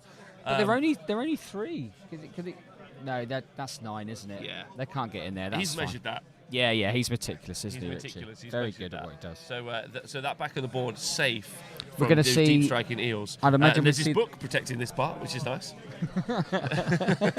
Can we get the book taken off the table, Ben?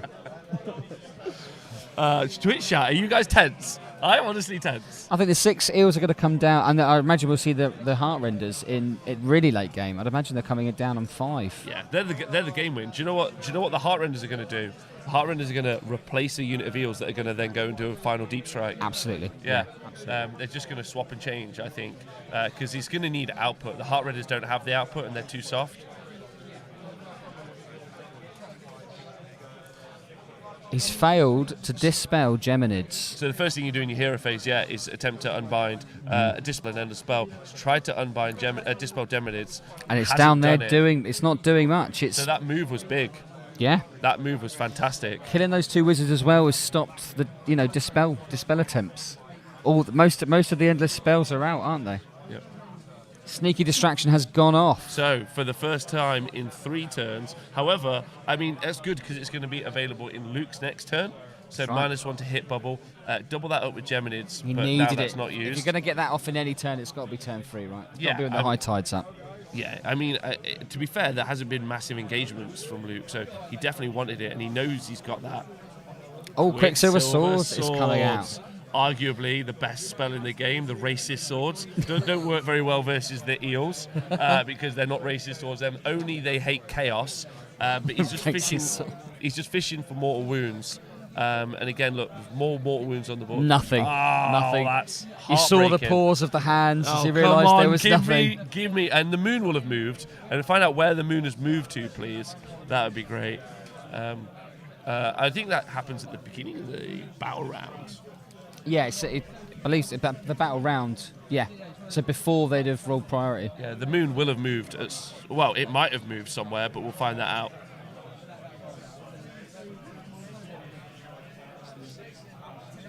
And then we're still in the hero phase. So and Scuttletide.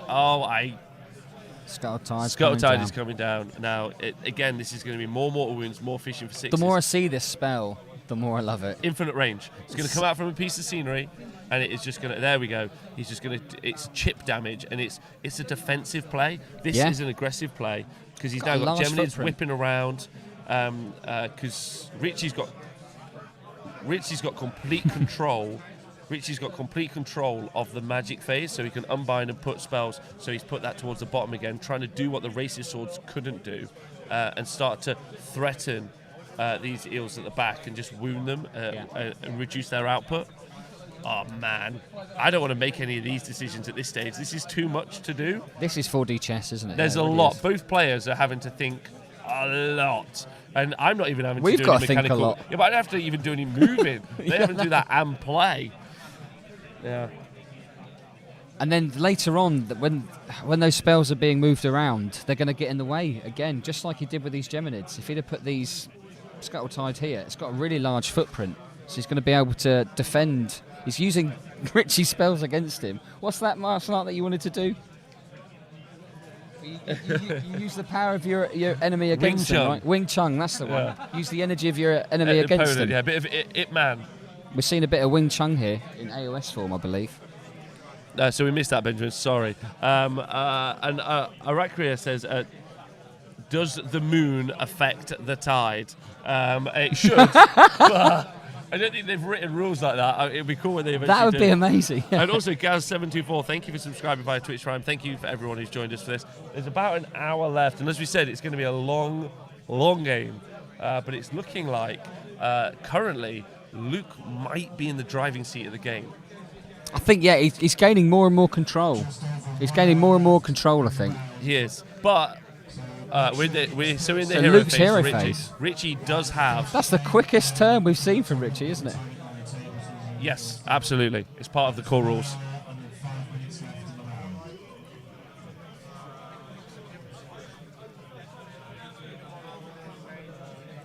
Master Sequence is now stalking us. Thank you, you love.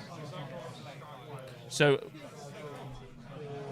the moon did move. So if anyone's wondering where it is, it's now here. So it now affects this part of the board. It's beaming its light down, like Bear in the Big Blue House. You can sing to the moon, if anyone ever watched that. And I probably should have made a better reference. But I'm struggling to think of one. But there we are. So the moon is affecting that, which is minus the cast. It's not a big deal. There's actually nothing of Luke's in that Not a big quarter. deal. He's put none of his resources into casting, so that takes that little bit of value out of the equation. It does. It's really interesting. Well, it's proved that this hero phase hasn't stopped him, hasn't shut him down at all, has He's it? currently on 4 wins going into this game, potentially with a 5th win. We'll see where he ends up. He's got rid of the hero phase from ability, and yeah, they're just bodies, eels. Twitch Village Idiot says this game just highlights this massive tactical and strategic gulf that exists between players like this, as in the 2 players playing, and dice apes like me. Hey, that's not the listen, case. brother, we're all dice apes at some point. Talking about dice apes, we are we are going to go to a conversation with three great men. Owen is interviewing two of my favourite people. Two of my favourite people. There we go. We'll let him introduce them. We'll talk to them now. Thank you very much, Rob. Yeah, and these are two of the best Warhammer apes in the room. I'm sure you don't want that title, really. But no, we've got Laurie Huggett-Wild and Mr. Andy Hughes. Both wonderful people and both wonderful Warhammer players. You've just played in turn 4. I'll start with you, Laurie. Cheers, Mark. Yeah, cheers, dude. How was your last game, and how was the weekend overall? I've had a great weekend, of course, as you always do at Facehammer. Playing Andy with his Fire Slayers in the final game, and I played start my weekend with Ricky Mee's Fire Slayers, and it turns out the knack to playing Fire Slayers is just get them on the right mission. If you get them on the right mission, then you can win. If you don't get the right mission, you lose. And so we were playing Total Conquest, where they're miles away from each other. And yeah, so I was able to outmaneuver Andy. Still a close game, still a really good game. First time me and Andy played, despite being on the same kind of table, same tournaments for a long time. So it was really good to play him. I won the roll-off, which meant that I got choice of first turn, which was really big. Yeah. And then I won the first couple of priorities as well, which is really useful as well. But yeah, it was a really enjoyable game. Yeah. And Andy, yourself, is there anything that you could have done any differently? No, I don't think so. No, it's the first time I played the new Sylvaneth, so it was nice to see what they can do. Very, very manoeuvrable. That Dreadwood teleport is really, really good, especially when you've got Fire Slayers that move 4 inches. Yeah, so yeah, I think pretty. After you won the turn 2 priority, we sort of knew that you had the game. We were sort of then working out what kill points, if we could do secondaries, what we were denying. Then we both sort of looked at it and thought, we've got 30 half guard and we've got 9 scythe hunters. We need those off each other to get the 1,000 points. So let's maybe not fight each other, because we didn't know quite who would win that one. So we sort of just walked to the opposite side of the boards and went, jolly good game, chaps. What a couple of true gents, eh? And any regrets from the weekend then? Obviously 3-2. You've played a few armies this year. Is there something else that perhaps you would have preferred to bring? Yeah, I think I'll be back to Slaanesh next weekend for the GT final. Fire Slayers, if you just don't get the right missions, you can't maneuver enough to play on sort of that mission. And there's a few others as well that are quite tricky if you get an opponent that can mob the board or can move or teleport. So Slaanesh, a bit more of a chance. See how it goes. Similar build, because you took them to, was it third at Heat 3? Was that with Slaanesh? Yeah, I went 5-0 with Slaanesh at Heat 3 and 4-1 at Six Nations with the same list. So it's a little bit different to what a lot of other people play. So I'll be taking it to the finals and see if I can replicate some success with it. I'm in no doubt that you're going to have some success at those finals, Andy. And yourself, Laurie. Obviously, Tree Bros. You know, we love the Sylvaneth, and you have to play really well. So I'm proud of you, man. Oh, it's so emotional. For getting a 4-1 this weekend, dude. I mean, but moving forward, what are you thinking? So before this weekend, I was feeling a bit down about the book. Mike Wilson offered me his change host to borrow for the weekend. Very close to taking that this weekend, which would have been interesting. I think after this weekend and going 4-1, I'll be taking them again next weekend. Part of me still wants to take 12 Scythe Hunters in one unit. I don't know whether that's genius or madness. They're so close to each other. But yeah, had a really good fun weekend. The Dreadwood, as Annie says, Dreadwood really changes the way New Sylvaneth play, and I do like it as a grove.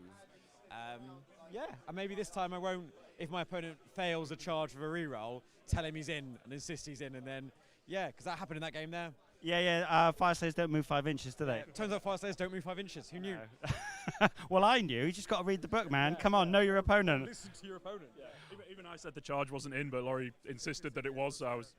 Bloody sports votes. Bloody sports votes. Too nice. Well, after coming third last year, I'm probably not going to threaten those upper echelons, but certainly end up top 15, something like that. And more importantly, this is the last hour of me being the reigning sports of Facehammer. Had to get that in. This is my final hour of basically being the nicest person here before it goes. Well, I think in that case, we need to wrap this up, because you've got an hour which you can continue to milk it and remind people of your successes last year. So thank you very much, Andy. Thanks a lot, Laurie. And we're going to cross back to Rob and Darren, who are going to bring you all the action from Table 1. Hello. All right, welcome back to the FHGT 2019. We're in battle round. Oh, we're in round 5, battle round 3 for Gloomspite Gitz versus Idoneth Deepkin. One of these two armies is going to win, potentially win the tournament. That's Darren, right. are you excited? I'm very, very excited. We're still in Richie's turn, aren't we? We are. We're in the charge phase now for Richie. Richie's done his movement, and we saw him do some smart plays. Right? We saw these grots here retreat, and they've moved on to this objective. And then we saw the Ragnarok charge, and he's got into combat in the top. Now that's a really clever play, because what he's done is he's still kept it so that the eels can't come and attack him. So he's screened off, but he's used the powerhouse. So he's created this large block, and then he's sent his powerhouse in to deal with the eels. However, it's high tide. It is high tide. It's high tide, but the really damaging output that you get from the Ragnarok is from the jaw attacks, and they don't degrade.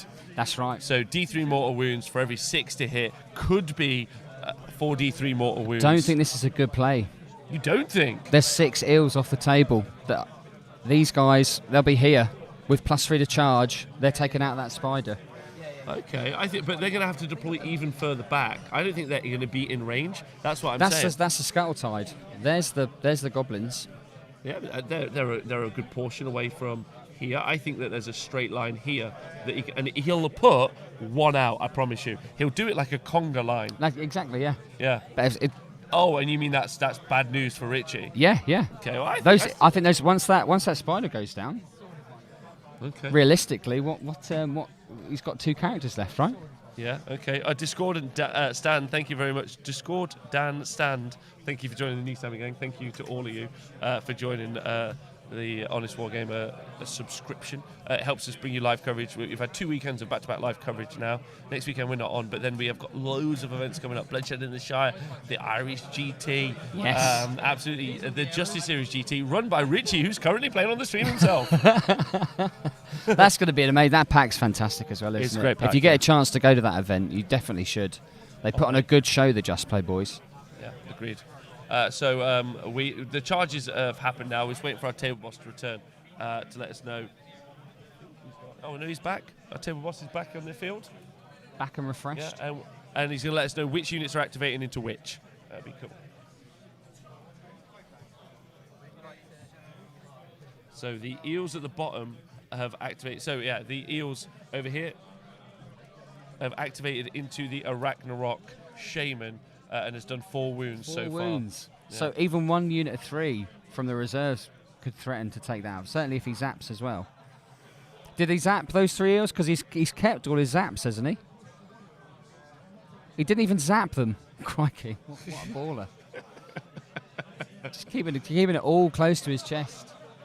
So then this unit of 4 eels now, which was originally the big unit of 6. They are attacking into that unit of grots here. Again, looking to whittle them down. As you can see, the Madcap located right here at the back. He is going to be supplying with CP the immune to battle shock. Otherwise, those grots would just be running. They're outside of the Loon Shrine now. Yep. And the Ragnarok Shaman on the far left had to go over there, didn't he? Had to go over there, but he's also part of that block. So basically, but this unit of grots and that unit of grots at the back are now kind of hog-tied to those characters so that they can avoid the battle shock, which is going to happen when all this damage comes through. Because we're in high tide, you can see a bunch of grots just removed. Yeah, he's really stretching that castle, right? He's really, the thinner it gets, the more susceptible it will be to eel charges and eels flying over. It'll be harder and harder to screen those characters. I think we're going to lose the spider in the next turn. I really do. Certainly as he's taken 4 wounds. Richie. Come on. Come on. Get back in the game. Big plays. Let's get some big plays. We've got to see some big plays. We've seen some big plays. We've seen some big plays from the off. This has been a great game. This is a game to show the grandkids.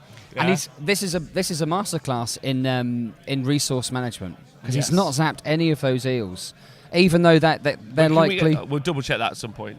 Well, no, Ben said twice. Yeah. So like late game, he's just they're gonna explode and just take loads. I don't of care how grots good off. he is at Warhammer. I'm still not answering the phone to him.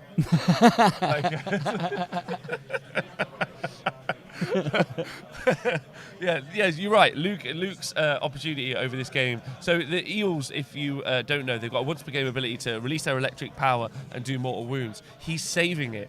Yeah. He's just it's to hit. Waiting, all those some characters people are use gone. it first. He is just waiting and waiting until it becomes applicable. You don't need to do it. So sometimes it's overkill. So if you understand what your units can do, then you know when to. Because we saw James, didn't we, use his electricity straight from the off to try and get back in the game against the Slanesh, didn't we? Yeah. Whereas here, because Richie doesn't have the melee threat of other armies, he's able to hold off. He's able to hold off his zaps for later. He's waiting for all those characters to be dead, and then he's going to maximise the battle shock and just take loads of goblins off in one go. He is. And he've had to have thought about that before the game. That's got to be part of his plan. That was his strategy. Yeah, at I the think start. so. Yeah, absolutely. And it makes perfect sense when you see it now. The Eel Zap is at the start of the combat phase, so maybe saving it until the turn after High Tide. So High Tide, use it, and then be like, cool, I've got an immunity. So it's like a 2-turn immunity to combat. Yeah. It's Yeah, very it's clever and also devastating. Oh, so there you go. Grot's doing what they do best, giving you wound dice to save all day. Another single Grot has gone. Not a Grot. Another Eel has gone down, which hasn't taken the amount to much. They're not coming off quick enough, though, are they? Not really. We lost a unit of 3 and Voltronus at the top, so that's 3. We've lost 2 more over there. I'm pretty certain. So that's 5. 6. We've lost 340 points. Yeah, and we've lost 3 here from this unit originally of 6. 3 have lost that. Yeah, Okay. 3. Stab. But we still have 6 more to return to the board, so they've only lost about as much as they're going to redeploy on the tabletop at some point. In response, the Grots haven't actually lost loads. They haven't lost loads of They haven't lost loads of characters, and also a lot of the endless spells are up now. It really priority rolls are going to become a headache at this stage. Absolute headache. But now they're down for Luke as well, so he knows where they are. And Richie's going to have to decide whether or not he wants to dispel them and try and redeploy them, or whether or not he's going to play for his aggressive spells. Luke has moved the moon off the board. Oh, Richie did. Clever. So he's still got it Richie's to cast. Yeah. Still got it to cast. So I when was you thinking move, that's a mistake. When you do move an endless spell off the board, it does make it. It basically it dispels it, which is a solid play, realistically. So these Grots at the top here, they ran away from the Eels. Is that 2 units of Grots there? Because they've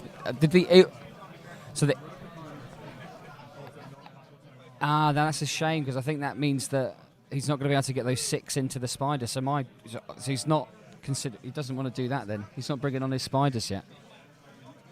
No, not at all. He's trying to tie them up. Trying to predict what's going on here is difficult, isn't it? I think so.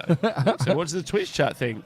It's really good. The chat is so quiet. I think a lot of people are just watching tense. We are enthralled. I'm enthralled as well. That's why I'm hardly speaking. I'm is so it an sorry. emotional high tide? It is.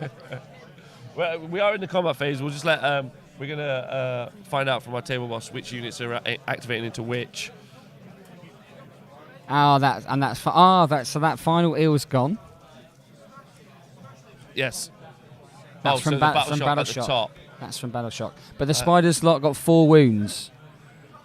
So the Ragnarok took Lost 4 wounds at the top. The eel at the top died to battle shock, which, by the way, means if we're in the battle shock phase, we have got, in a moment, what can only be described as an incredibly clutch priority roll going forward.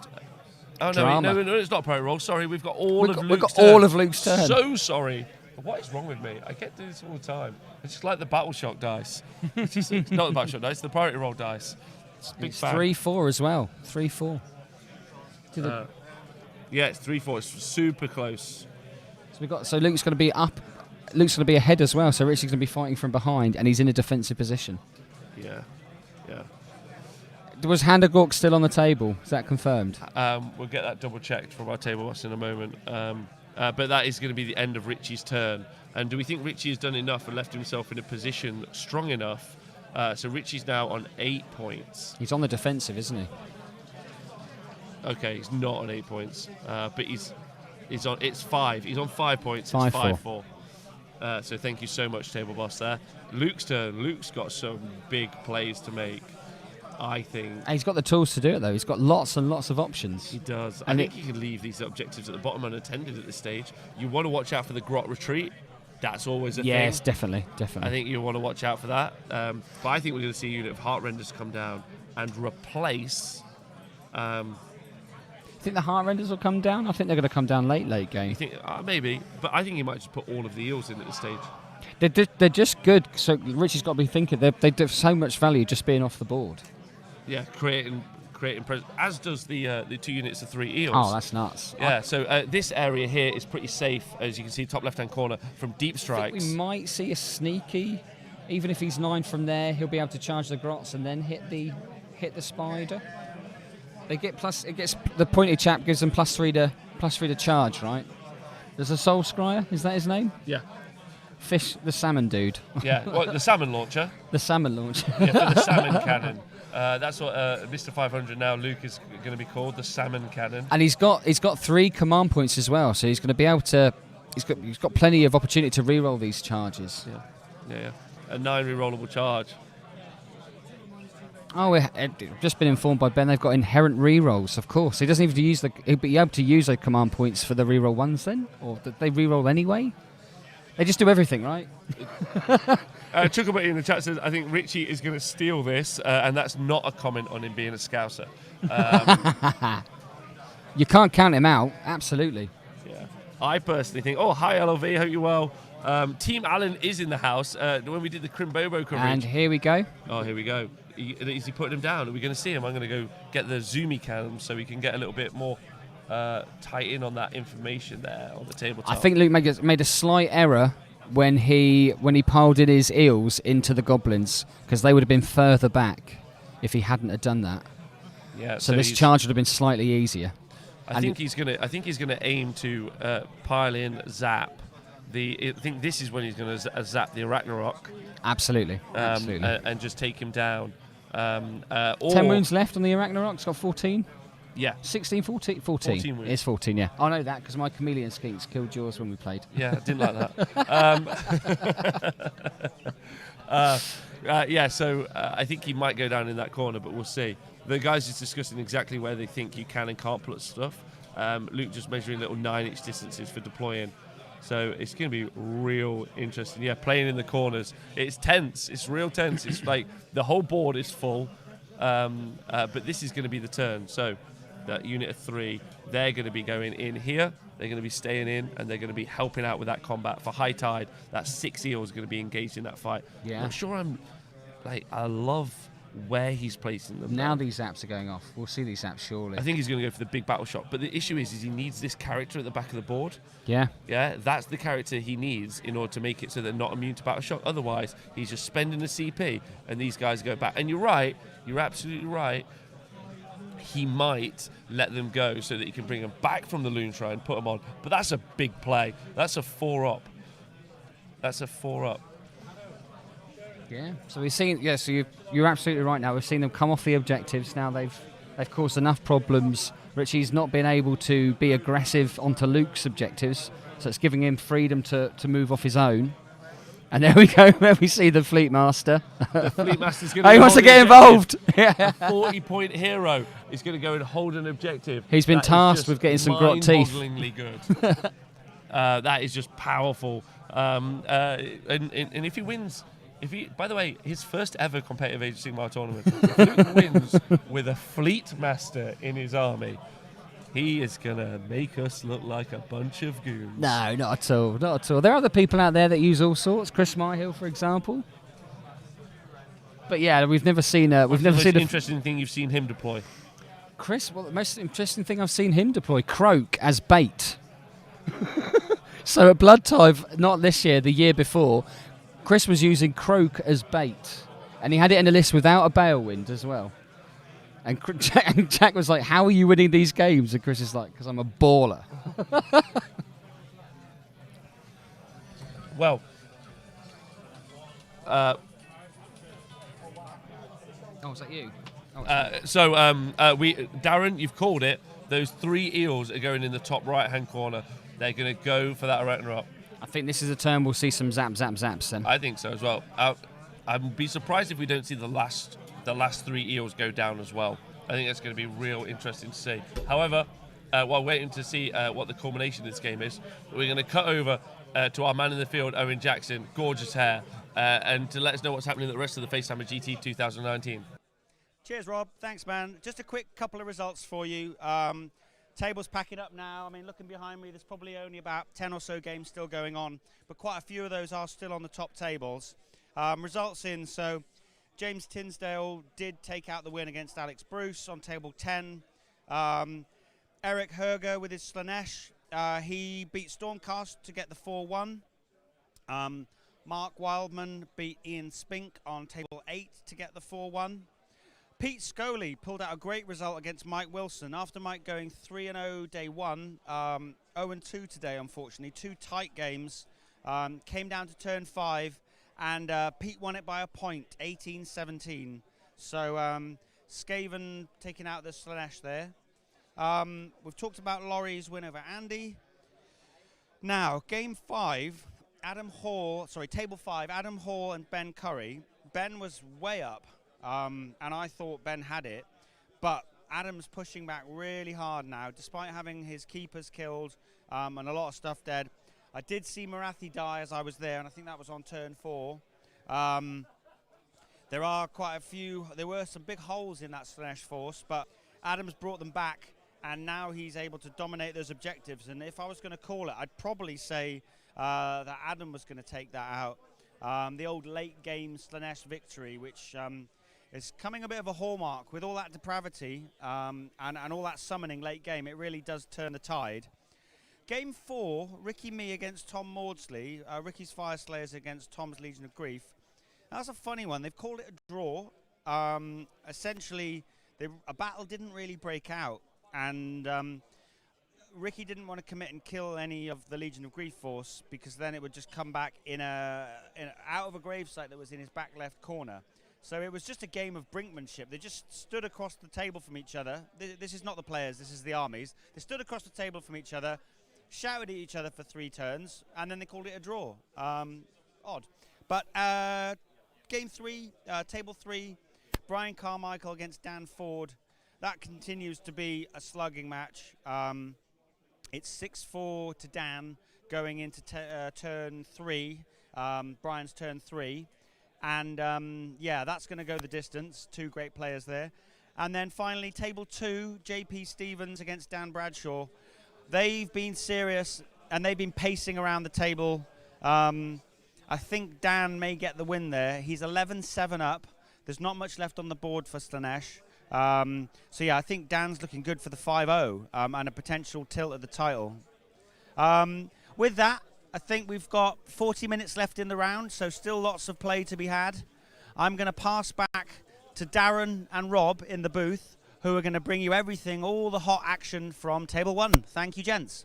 Hey, welcome back. So this is exciting. We are in battle round 3 of the final between Richie and Luke. Those, by the way, just went up to check on the table. The atmosphere between the 2 players is electric. They're laughing, they're having fun. Oh, good to see. Which is good, because Richie's about to get electrocuted. The big play that we've been talking about for a while is in that top right-hand corner. The 2 lots of 3 eels that were off the board have arrived, and one of the 3 units has made the charge. We're just waiting on the result of the second of the 3 eels that have gone in, and as you can see, they've gone into the grots. We've also learned from the tabletop that the Hand of Gork spell is definitely not in the army anymore, so there's a lot of mobility lost. But Lucas failed the charge on this unit of eels here twice, even with their reroll. Wow, the ones at the bottom. Okay, so that's big. So this is just... So he needed the reroll to get the top that top unit of eels in.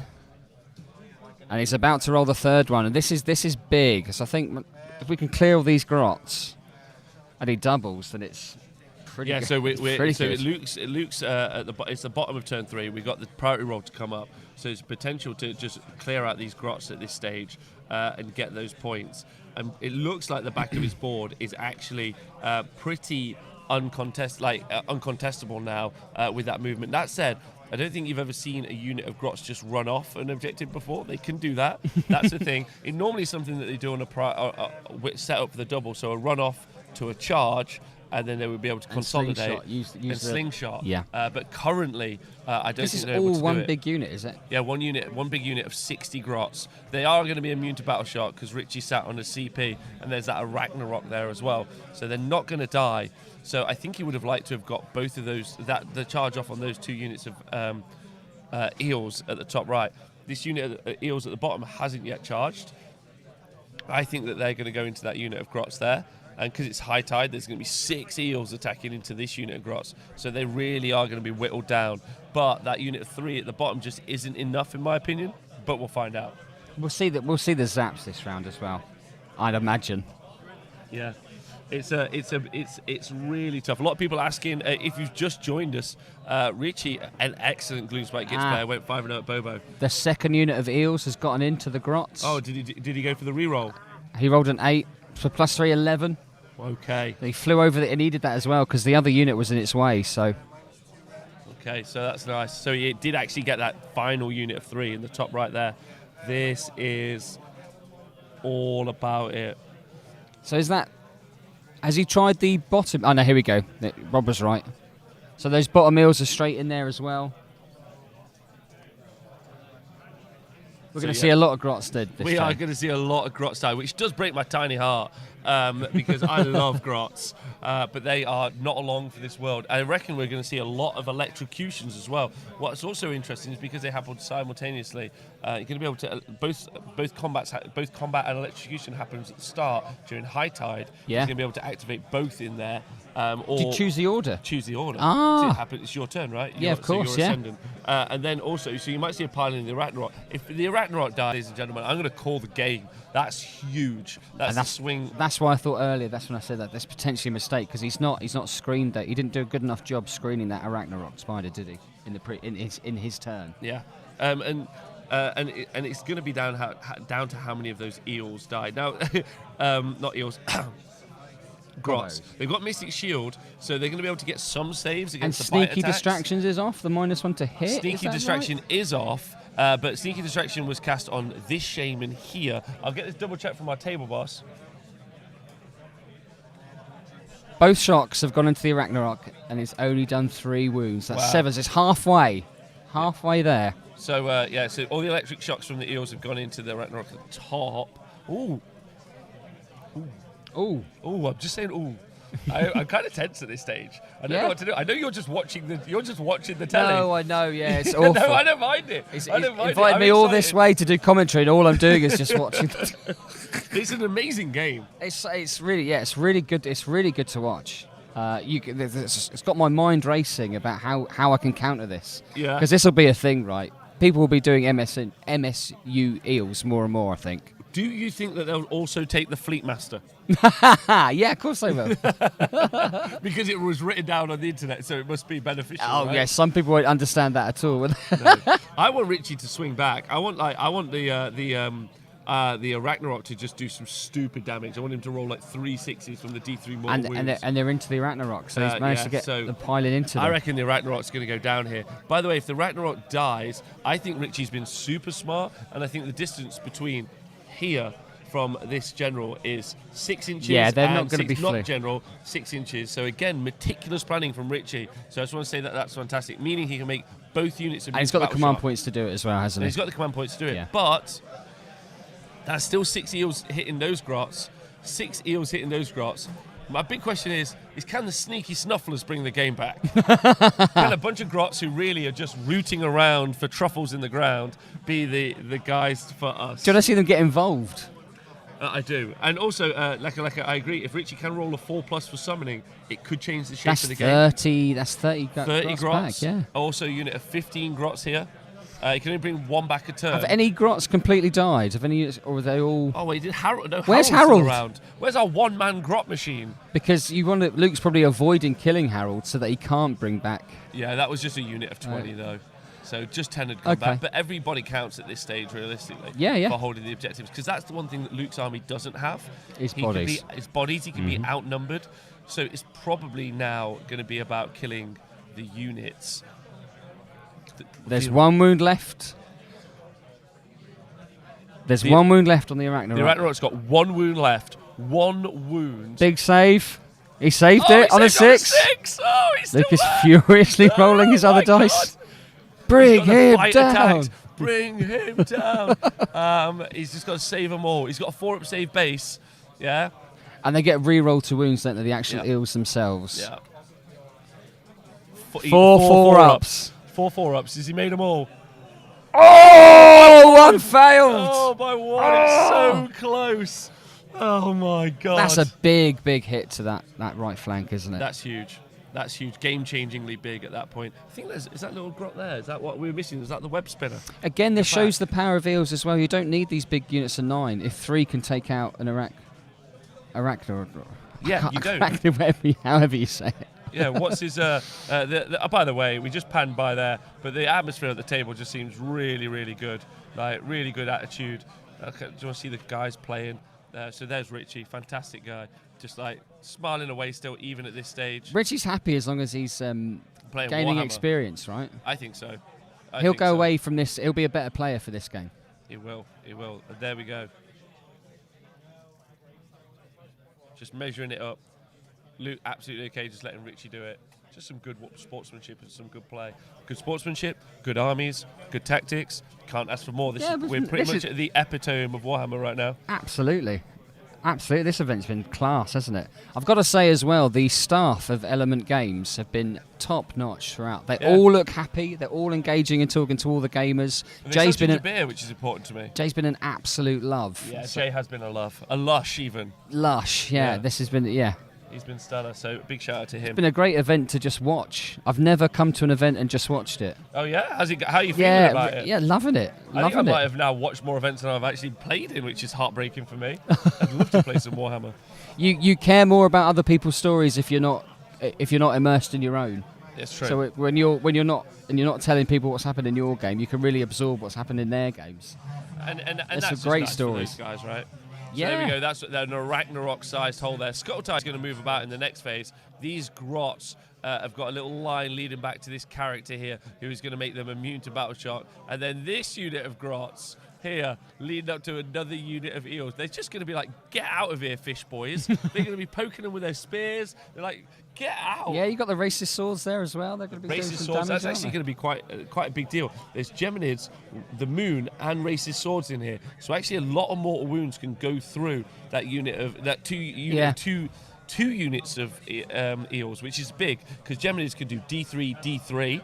And then also the moon can do a D3 each. So potentially both of those units of eels taking 2D3 mortal wounds. The moon endless spell can come on as well, can't it? Yeah.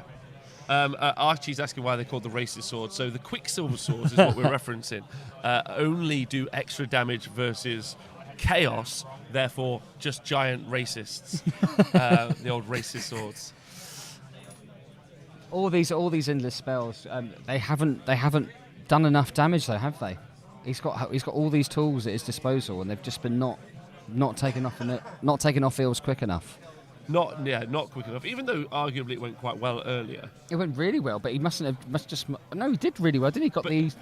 Got the character, got 1 or 2 eels, didn't he? From and I also think where Richie placed the spells was smart. He played the spells all around the objectives. So Luke not really able to leave those objectives, so them affect him. But then him just hitting in other places, it being here, but then him hitting at the top, and then hitting in the centre with Voltronus and going around the back. So it's just been this crazy, isn't it? This freedom that you've got. Yeah, it's just super quick. It's like MSU. You can do this similar with MSU Zangor Enlightened or even MSU Skyfires, which pretty much play the same. They're just cheaper, but they've got almost the same profile. Apart from Zangor have got the 4 wounds, but they've got the 5-up save. But they get rerolls to hit and rerolls to wound. Yeah. The reason the eels are so good, the reason they're so good in this sort of MSU as well, is that they've got inherent rerolls, right? So they're not CP reliant. So you don't need to put all of them into one unit to get the benefit of the command points. So they've got inherent rerolls themselves. So they're just reliable charges, reliable damage output. So you can get away with, rather than putting everything into one unit, you can get away with this in Eels more than most factions, I would say. Yeah, there isn't actually loads and loads of factions that are able to do a build like this in this MSU style, and that's mainly due to movement. The Eels have dumb movement. They've moved 16 inches. Yeah. You can also run and charge, so Yeah, that becomes stupid. And then, like you said, you can add +3, +6 even. There's to all a that charge. intrinsic value, isn't there, in the faction itself and the War Scrolls. Yeah. Luke's still got 3 command points. He just hasn't needed to use them. No, he's just been saving them for reroll charges. And we saw how big JP almost lost the game because in the round before he Double failed. one. He Double double one one charge, to yeah. charge. He'd have loved to have a CP, but he did have them. He just had no characters available. That's right, yeah. Again, this reroll charge here coming from, and I'll say it one more time, a Fleet Master. Yeah, he's actually he's going to be involved. He's involved in the game. That's fantastic. How long have we got left? So 28 minutes left on the round. 28 minutes left on the round. We're going into priority for turn 4. These turns should get quicker and quicker, I right? think these turns will get quicker and quicker. Richie's the priority roll next, if it goes Luke's way, could pretty much decide the game because he's going to be able to take a bunch. But, you know, if Richie gets the turn, gets a 4-up, gets a unit of 30 grots out, they can charge, take off a unit, take off an area and a unit, and you know, swing the game all of those back. 60 grots are going to die in this turn, though, are they? I don't think they are. I think No. he's intentionally done that, and he's also not going to take that objective this turn, right? No, yeah, correct. Right, so that's big. But he's favouring, you know, kill them now and do the mission later. Well, he can just these 6 eels at the bottom here, they can just go take that. Like he only has to win an Yeah, 'cause objective. you can retreat He off. only has to win the one. That's right, yeah, He's you're gonna, right. He's going to plough through here, go grab that top objective, use these 6 eels to hold up this big block. I think. And that aggression is keeping his own objectives safe. Absolutely, because he has to clear off where he is. And these 3 back up, and you've still got 5 heart renders that can drop down. So if he really wants to, those 3 can go off, try and help out Yeah, here. I said it'd be holding them late, didn't I? Yeah, you're right. 40 points well spent, says Plums. 40 points for the Fleet Master.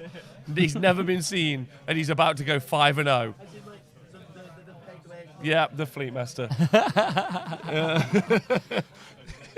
Palo's very happy with that. Yeah, I mean, Gotrek who? There should be a commemorative model made of this chap, shouldn't there? To fight Gotreks. Pardon me? Yeah, absolutely. How do you feel about this game? It's gone well. The guys in the chat loving it. Everyone in the chat, how are you feeling about it? I've loved it. I've also loved that the internet hasn't broken once during this. I am over the moon. Thank goodness. Yeah, well, so far. Thank touch goodness. wood. So you Touch guys wood, have had touch an wood. uninterrupted final game, so that's sweet for me. There's been some excellent games on stream this. What always upsets me is we never get to cover all of the amazing games that we've seen. Like, I know, for instance, Dan Bradshaw is out there playing on table 2, potentially for the win. Yeah. So again, I'd love to see that. I did my game. best to get him drunk last night. Didn't work. Didn't work. Didn't work. Just got He's myself got drunk. a hardy constitution, so there's that game going on. There were just games earlier on that I would have loved to watch in other matchups. But that's So- because this room is full of heroes, isn't it? There's True some- Lord there- Ancients are here. there's Some of the oldest men in Warhammer. And Amy Mack can say the actual oldest man in Warhammer. Yeah, Old Boy Phil. I think he won. He beat Ben Johnson, didn't he, when they played? Yes. AD Mac, yeah. Yeah, he did. He did. Crushed him. Crushed him into the earth, in fact, was the actual feedback I got from our table bosses around the time. So we've got combats activating. I think our table boss is letting us know that combats are happening at the bottom.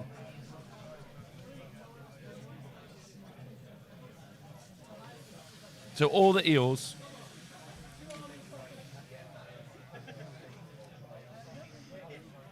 Okay, so all the eels at the bottom have attacked, and they've only killed about 15 grots. 15 grots. So they haven't From a unit really of cleared. 40, that's 25 left. That's not bad, but like what he's going to do is just keep piling in. Those grots, though, I don't think that they're going to be able to run around and hold this Unless objective that and sneak Geminids it off. moves. Unless that Geminids moves. well, it will And it's move, going to won't it? require him also winning the priority roll as well. Richie's actually won every priority roll. Yeah, so he's still in control. He's still in control.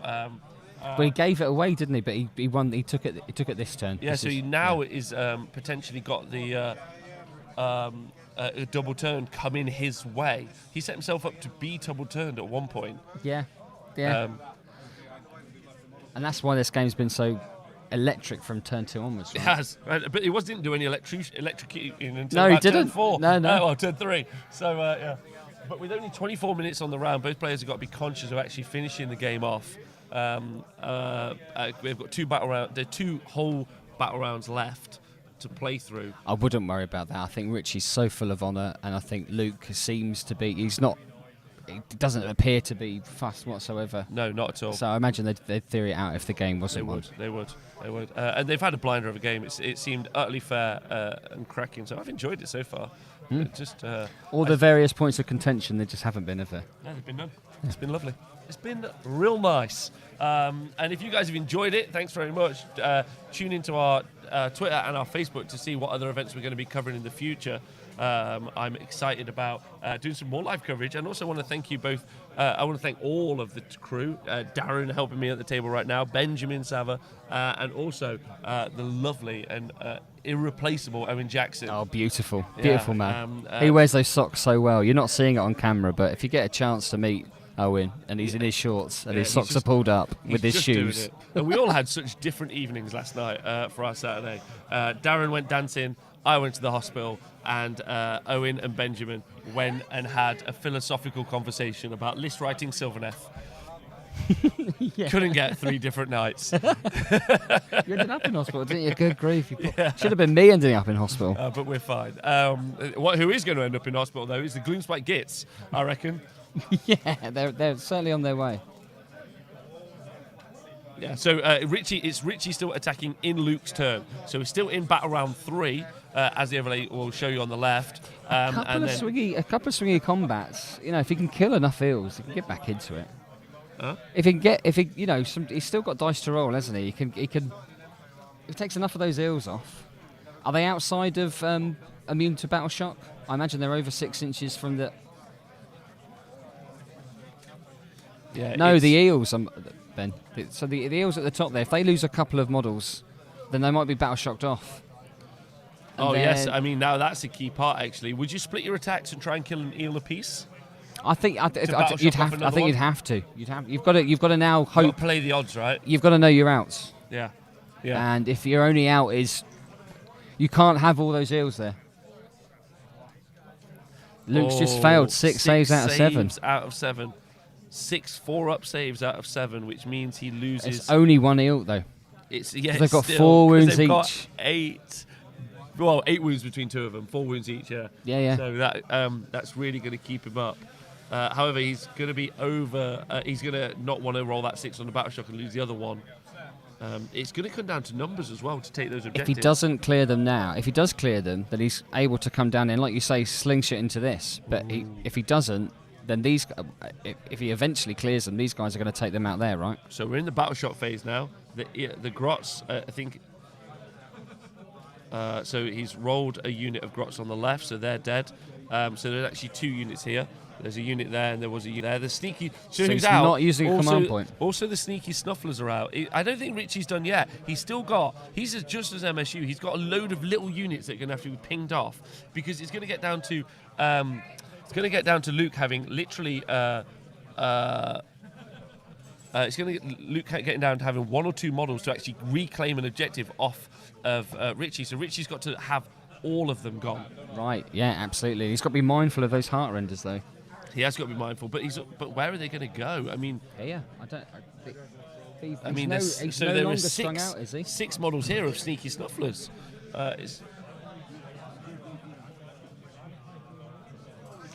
So as we go into turn 4, retreat and charge from the high tide. Yeah, retreat and charge. So you think that these units at the top are going to retreat and charge? Yeah, they'll just get into much better positions, but it's these chaps here that are going to be able to fly and just do whatever they want over here. Loads of extra damage on the charge as well. Of course they've not been doing quite as much damage because they haven't charged yet. Yeah, of course. So they're going to do loads more work when they do finally get into that combat. It's going to be... It's just going to be... He's going to be able to threaten that character, right? He's going to be able to move up here and charge into this guy. Take out his final guy that's keeping the goblins together.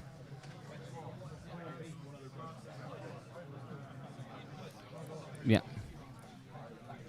Yeah. So the unit of Grots in the middle have he's decided not to use a command point on them, so they can hopefully run away. Well, so they've run away, so he can roll a 4+ and bring half of that model unit back. Again, if he does that, that's going to be tough. It's going to secure that. It's almost going to be impossible for him to zone and control that the redeployment there. Going back to that first dice roll when he won.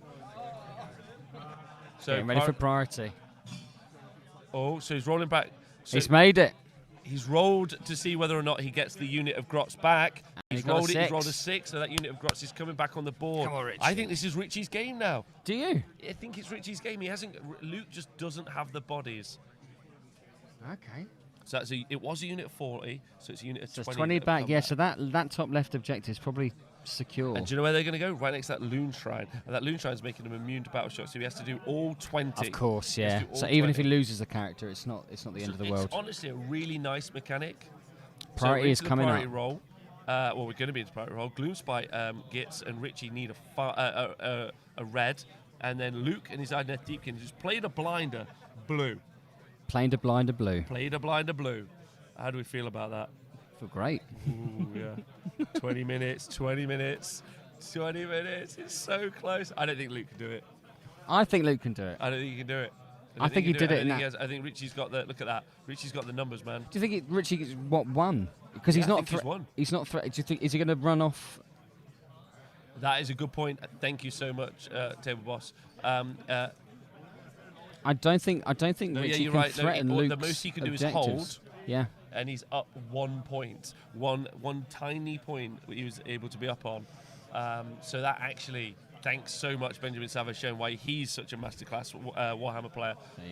That extra point that you can see there is probably what's going to pip Luke the game. Yeah. Oh. And are we going to see a double turn as well?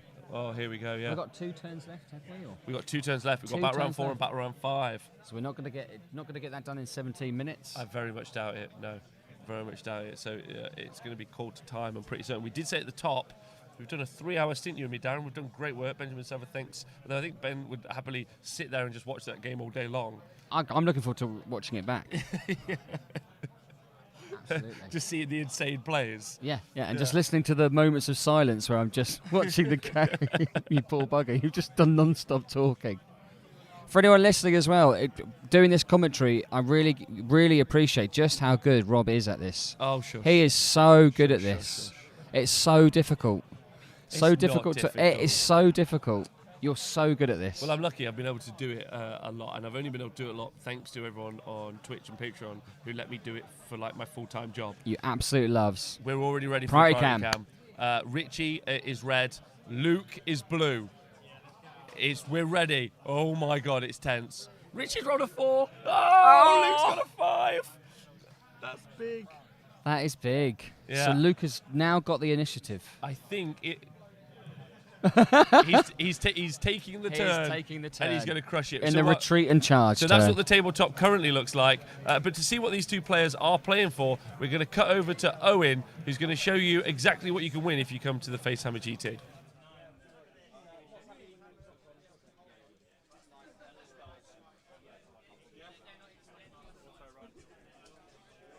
And another interesting point is that Luke hasn't used any command points. So you're talking about resource management here. Oh, no.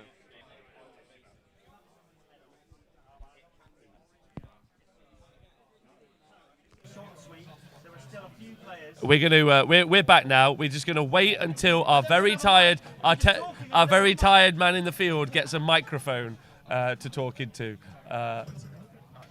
Did he not have his microphone? Yeah, he did have a sword. He did think he could talk into the sword. That's amazing. Which was great. And I loved that. That was worth. That sword is not a mic. I was just watching it. There we go. So again, here we go. Sorry, viewers. I am a professional.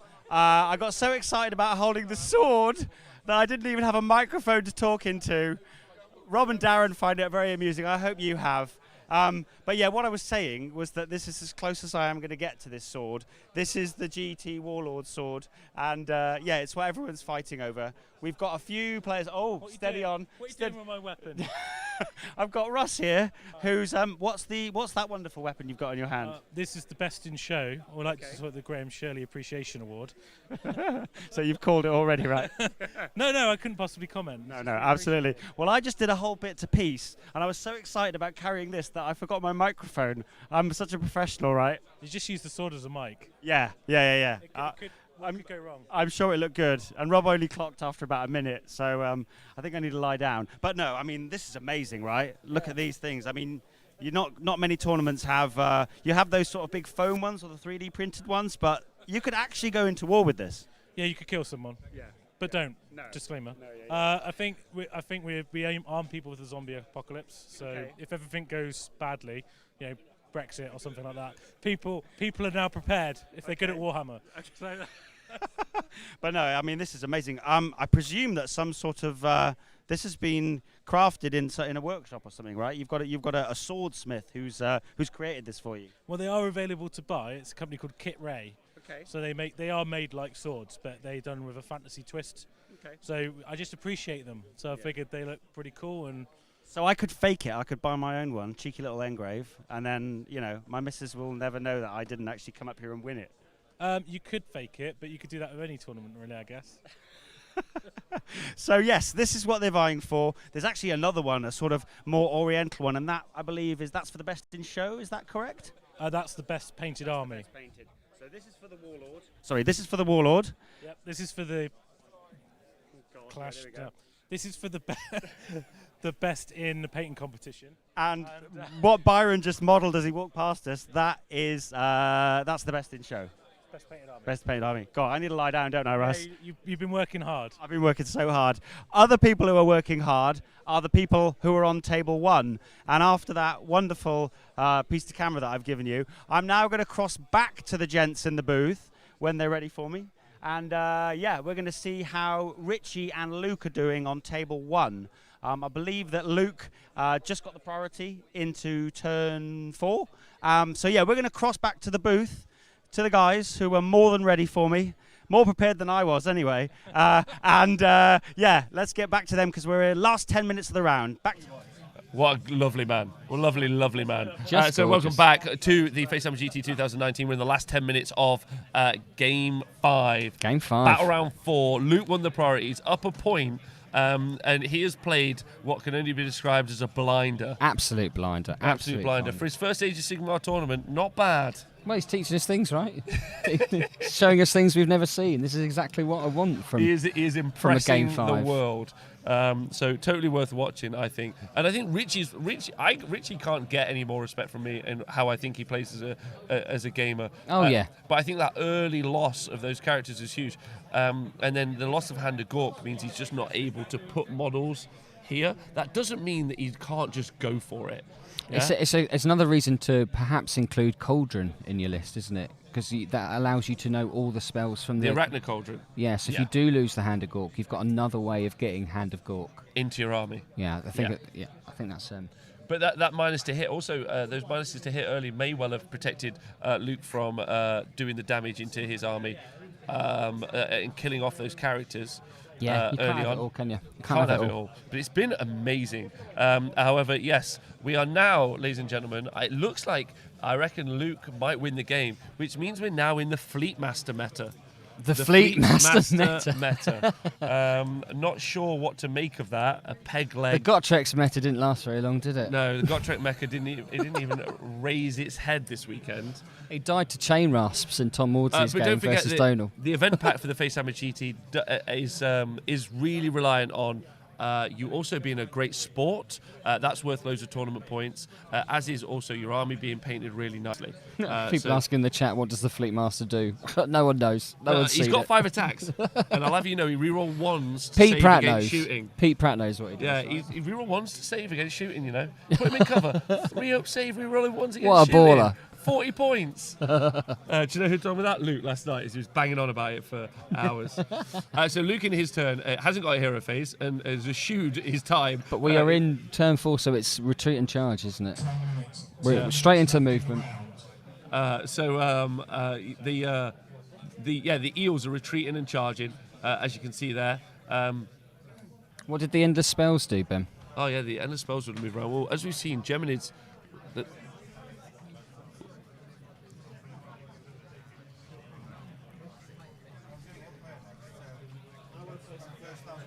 So the endless spells are just moving, as you can see. Oh, they'd had moved previously before. There's some mortal wounds that were done on the eels here, but nothing particularly was overly damaging. And they're just working out and making sure, even now, just making sure that pendulum moves the 6 that it was meant to move. Just meticulously, both players just doing, even if they don't think it's going to affect the game as is. So just don't risk it. Yeah, so some eels moving up there. So 2 now only. So what he's looking to do at this stage is just make sure that nothing runs onto his home objectives and just steals the points off him at the end of the game, because it's still possible for that to happen. Absolutely. There's not a particular distance. The smart play is not give them a charge. Not give them a charge. Not give them a charge. Put them as far this end as possible. So even if they do a big charge, but that's the problem with Gitz and their big long units. They charge it. They roll a 12 there.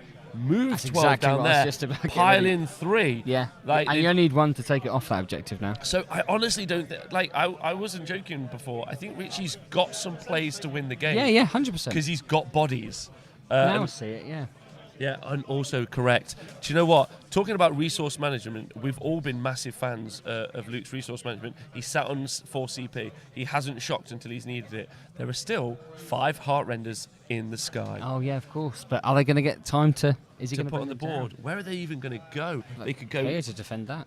Exactly, they could go there, but it sets him up with a charge. He could also take the objective. Mentioned that before. He could take this, couldn't he? With it, yeah. And I think he's measuring now to see where it's going to go, which is why we saw that pendulum being moved. Yeah, here we go. Yeah, there we go. So he's realised that they're not going to get the 5th round in, so he's bringing them down. There's 7 minutes left of the round, I think. Those guys, it's going to be so... On a 4, they'll get to... No, is that right? In the 4, they get to move 4 as up, well? They're going to get to move forward, so that's going to be a big deal. They also get a shooting attack, which is fun. I think they might probably put that into the Snufflers. And then they're just going to move and try to cap that objective, because those Snufflers... Take out the Snufflers. Take out the Snufflers. Or potentially take out the Madcap. Oh, of course, yeah, the Madcap mushrooms there. I don't think, they have the output to take out the Madcap, realistically. He's got 5 up save, he's got 4 wounds. They're -2 rend when they drop when they shoot. Okay, good point. Thank you very much. So they really could. Our Daughters of Cain expert on the table, big fan of the heart renders. Yeah. So if anyone knows what can do the damage, it's definitely him. Is he close enough to get -1 to hit? He must be. No? It's outside of 12, isn't it? He's not. Okay, yeah. So 5 shot, 3s and 3s, -2 range. Then he got 4 if they're 12 wounds. inches, then in order to shoot, they'd have to be within. If that makes sense. But I don't know what their range of their... Just drop within 9, couldn't you? Yeah, but then... 12-inch range. So they're in range of the -1 because they're in range of their own shot. Yeah, gotcha. Yeah. So that's exciting. It's very, very close. So he is shooting. Yeah, he is shooting. So he's 3. Wounded with 2. So that's two wounds through on the shaman at the top there. Okay, so not dead, as stated. He got the 4 up. We heard a scream from the tabletop. He's got what he needed. That's such a clutch roll. That's such a clutch roll, though. This is what I want. He's shouting Passion. Fleet Master at the top of his voice. Fleet Master. Fleet Master! So that's going to secure that bad boy, isn't it? And that's the last character, is it? That's on the table? Yes, it will be the last characters on the tabletop. So yeah, the Heartrenders have taken it there. The Eels are charged. They've got in. Again, still being pretty meticulous. These goblins are going to melt, aren't they? Well, only if the character dies. Oh no, actually, he's outside of 12. So yeah, you're right. They are going to die. Those. What he's trying to do effectively in this is making sure that Richie can't retreat round. Make it as hard as possible. As far as possible. So it's going to be important. Their 2 damage and rend 1 on the charge is going to be a big impact on how the game is going to go. He just needs one goblin onto that objective. Can I get a Twitch chat? If you guys are loving this, can I get please a Fleet Master? Can I just get some Fleet Masters written in the chat? Fleet Master. Fleet Master. Luke, now known as the Fleet Master. We need a name for the Fleet Master. Fleet Master Luke. Fleet Master Luke. Yeah, correct. I mean, I mean, it also really Fleet plays Master into his Morton. play style. Super fast. Yeah. Played masterfully well. He's playing lightning, isn't he? Yeah. He really is. The Fleet Master. I suppose Richie, to be fair, Richie's played a great game. We've talked about. I think. The only thing I can think is the Ragnarok at the top, but well, and he tighter right at the beginning. He and didn't also that didn't was an see that 11-inch play. charge to put this game in play. Yeah. Like That's true. that's huge. It was that's the point that's the game defining moment for me was that second turn. Yeah. The Fleet Master input. So thanks, chat. I appreciate that. Not the Fleet Mastist. Fleet Master more broken than Iron Hands. Please nerf. Agreed. It's the moral support character that we all need in the game. So those heart renders coming down on turn 4 to get a clutch. And don't forget, as we're playing Total Conquest, scoring the objective. They've piled in. There we go. There we go. They've got him. Just Nikos subscribing for 16 months. Thank you so much. Thank you to everyone who subscribes on Twitch. There's 2 wounds left on that Madcap Mushroom. Madcap Shaman. Keep saying Baby, I mushroom. don't I? love you way. You're gonna die. He's gonna die. That's what he's gonna do. If he doesn't, then we'll There see. is now He's still got to roll 3 dice, minutes isn't he? left on the round. The steely-eyed faces of the TOs and judges letting people know that they will brook no overspill. So that's it. That's Or they game. may- or they that's may. game Who anyway, isn't knows? it? He's 6-5. Richie. Oh no, Richie's got a turn. To have, Richie's hasn't got 2 turns where he can run onto objectives and then claim them. he? Yeah. of Run course. here, run here. That's a 2-point swing back. Gets the priority. Yeah, he wins the game. Right? That's his only out. That's his only out, but there's still outs even on this turn. It's saucy, but whether or not he'll get the turn, that's the key. And of course, Luke's got the advantage of having won it back off him. I mean, Getting Luke's a also got the double. advantage of having taken the Fleet Master and had him on the board for the whole game. Had he not, then who knows what would have happened. I don't think he could have done Clutch so well. play from the Fleet Master. Those unit 3 eels, we did neglect to see that. The final unit 3 eels did put in as well. So again, and they all retreated and charged in. So that's going to be a whomp of damage. Going to be we're going going in to see there all as those well. gross dead, Hoping surely. he clears enough, and the battle shock happens that he just clears this top objective as well. I'm surprised they're so close together because potentially Richie can take off the goblins that are closest to these, so that these guys can't. He can limit the attacks that are coming in. It's very tense. There's only 2 minutes left of the round. There's only 2 minutes left, so we'll see what the situation Owen is. was hoping to give us all a little update, But but we're gonna I have to think wait. We're gonna have to wait. It's too tense. 2-minute warning. Yeah, it's gonna happen. Here it is.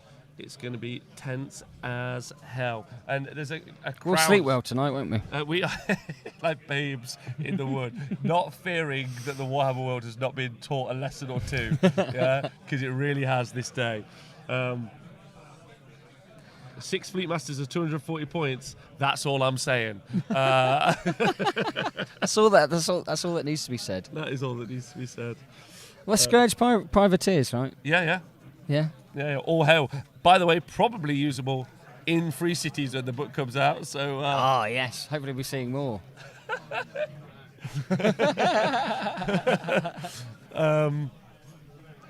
So yeah, this is going to be the. Richie might not even get his turn in. So on eels this. down from the goblins. They're rolling out as fast He's as possible. not giving Bless up, is their he, hearts. Richie? And everyone in the audience, everyone at the event, really watching and paying attention to how this is like going to end up. Just make sure there's plenty of space for them. Yeah, Yeah. good. And the crowd being kept back, which I think is nice. Good table bossing duty earlier, Darren. You did the same thing. Made sure everyone, I just don't think you should be putting people under undue pressure. They've already got a tense. They're already under pressure. There you go. So there's a crowd of pretty famous Warhammer players paying attention. There you've got in the middle Zinch Mike, arguably one of the best Slanesh players in the country. There you've got Russfield. There you've got Byron Orr. There you go. You've got a bunch of people, and Mr. Benjamin Sam himself. But one of my favourite people right there, Bilal, who's moving across. Wanderer the Wanderer's Baz. hero. But everyone paying attention to this final game. Last I checked in The with him, drama. he'd gone 0-4 with his Wanderers. I With hope Bilal? he's got a Yes, victory but at the he's end. emotionally gone 5-0. Yeah, Which is- 100%. I mean, that's key. Yeah. The clutch victory on your feelings is huge. When I first saw him put the Soul Bridge down, and use the sisters, what they call the ones that can stand and fire, and they get +1 to wound against chaos. The Wanderer Sisters unit. of the Watch. There you go, Sisters of the Watch, and they go through the bridge. And that counts as a setup, so they get to fire twice, and then they get to fire when you charge them. That was beautiful. Lovely. I think he took all 4 of Martin Morin's Bloodthirsters off in 2 turns at one of the events. Yeah, recently. you go, Bilal. I'm a fan. Right, so that is time has been Out called to on the fire. tabletop. Thank you. We're Thank going to you get for our stalking table us. boss to let us know what's going to happen. I know that the head judge is there.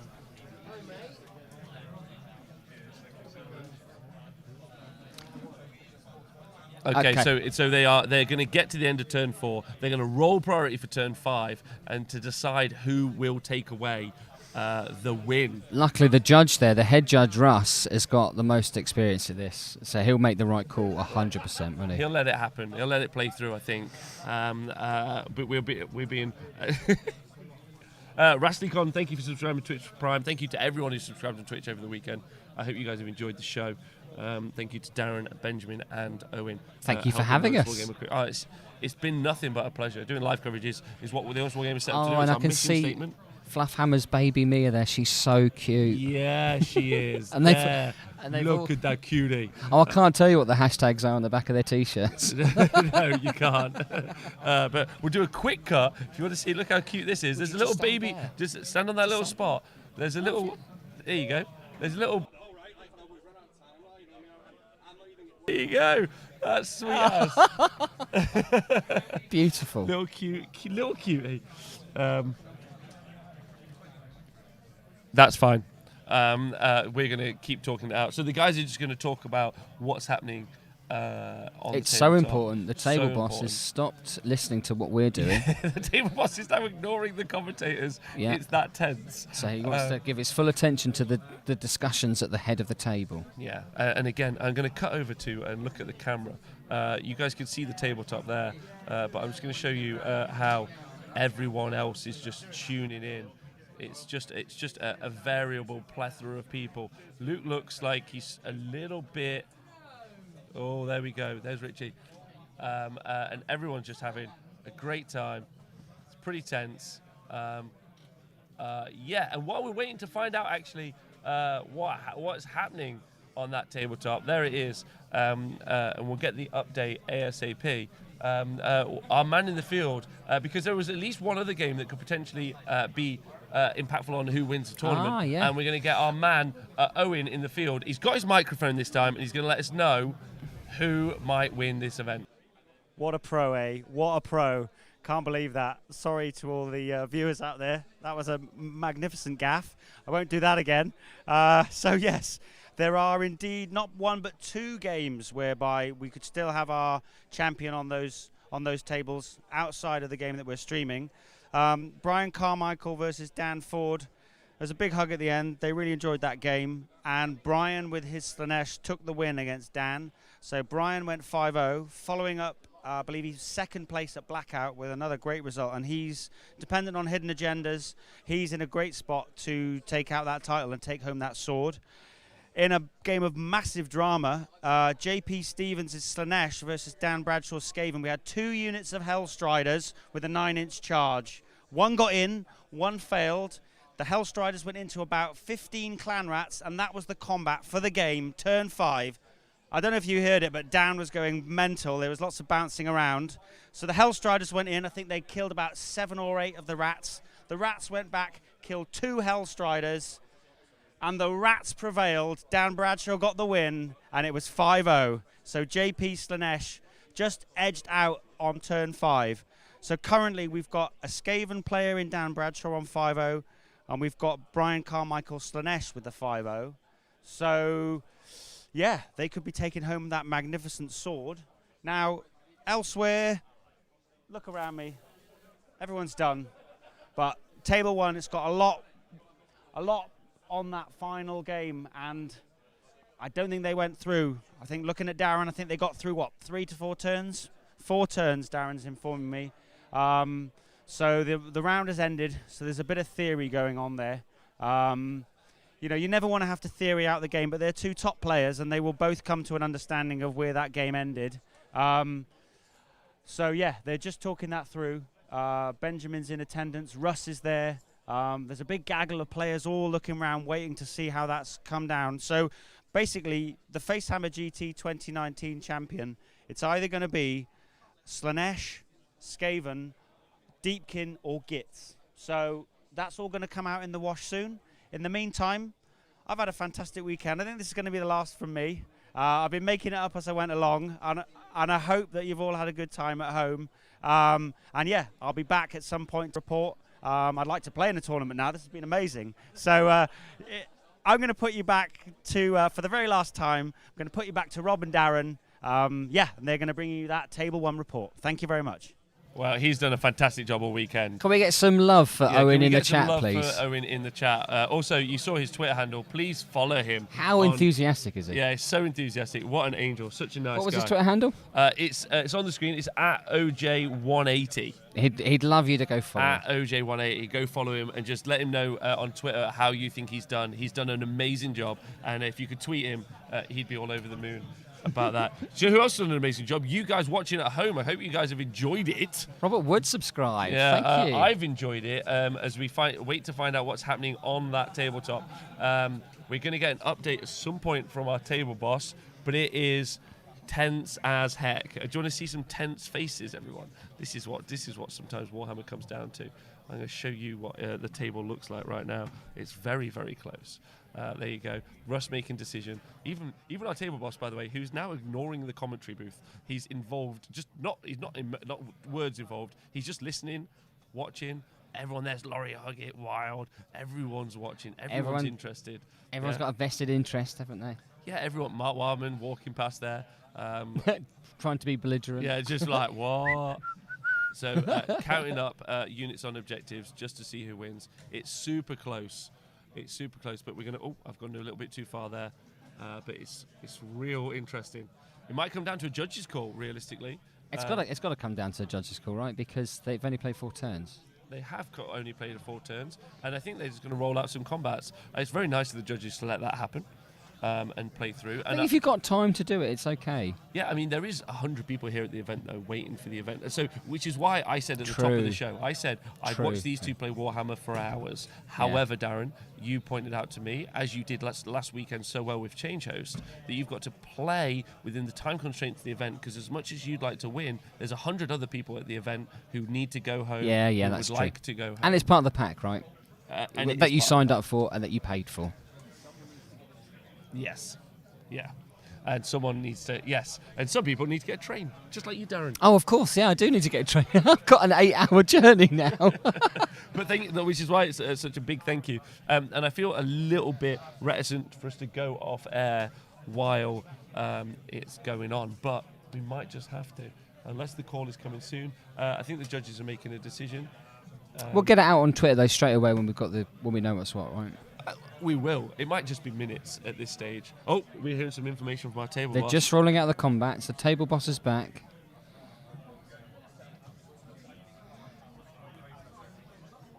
Oh, thank you, Mr. Teej. We did so well. So Russ has decided that they're going to roll out the combats for turn 4 and then make a judgment from there. Roll priority was a good call as well. Good roll. Is it? Yeah. Okay, well, there we go then. So we're in it for another maybe 5 minutes. I don't want it to be like the end of Game of Thrones, so we are going to stick with it. So it's going to be very tense. So which means it is really close, right? Those heart renders have dropped up at the top there. Those eels are attacking here, and look how many grots are dying. They're going to die in droves, right? They are going to die in droves. The Snufflers... But he did have 20 back, didn't he? The Snufflers are holding here. If you've seen, an eel has died here. So there's this unit here as well. This unit has got to attack in and fight there. So it's so close. It's razor thin. The points difference is 1. 5 to 6, as you can see on the overlay. So it's like literally a points difference. I think it's a good call from Russ, isn't it? Yeah, I think so as well. I think if Luke is able to grab that top objective, he gets the bonus point for taking it. He then loses it in the following priority phase and comes back. So that point swing isn't the difference. The game is over here, and this combat, there's a handshake, and we've had an announcement from the tabletop, and it is... Ben is going to let us know what the result is going to be. He is going to let us know, but he's taken his headphones off his ears. No, he's on. He can hear us. Which I think is good. Oh no, Russ has got the microphone. Is that right? No, different one. I'll go find out. We all need to know, right? We do.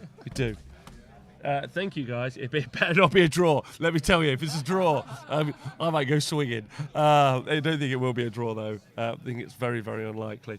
Who you guys rooting for? Quickly before I get the result from Darren, let me know who you're rooting for. Obviously, red is Richie, blue is Luke. So Idoneth Deepkin is blue. Gloomspite Gitz are red. I got to say, I think Richie's played really well. I think Luke's played really well as well. So I'm excited and see what you guys think. But thank you for joining us. Don't forget to join us tomorrow night on Monday's show for the Honest Wargamer, where we talk about AOS every Monday. Me and Ethan will be in the studio with Speckles. And no theory. And so here we go. Game 4, Luke's result. So we're going to find out from the tabletop exactly what. So we're going to find out from. Darren, what's happening? Yes, so it's been decided. It's the end of term 4. That's it. The result stands as is. So it's then a game for Luke. Game for Luke. Game for Luke. Congratulations, bro. That is so close. And let's come back to us. Wow, what a result. Good grief. Good grief, not Legion of Grief, but still good grief. That was all about it. That was great to watch, wasn't it? It was. That was so good. It was good. Now we have got to rush because we've got to pack up. We've all got jobs. You guys sadly, you guys are amazing. Thank you very much to the event, the TO, and the organisers for here, Element Games, and also the wonderful venue manager Jay. Thank you to everyone who's played on the stream. Thank you for all the support as well. Like, really means a lot, doesn't it? Yeah, it means a lot. Thank you to all you guys who follow along at home. Thank you very much to Darren Watson. Thank you very much to Benjamin Sammer. And thank you very much to Owen Jackson. You guys are all great. Thank you for subscribing. Please help and support the show if you can by joining us on Patreon. I smelt myself. Good grief. And don't forget, you're all honest wargamers.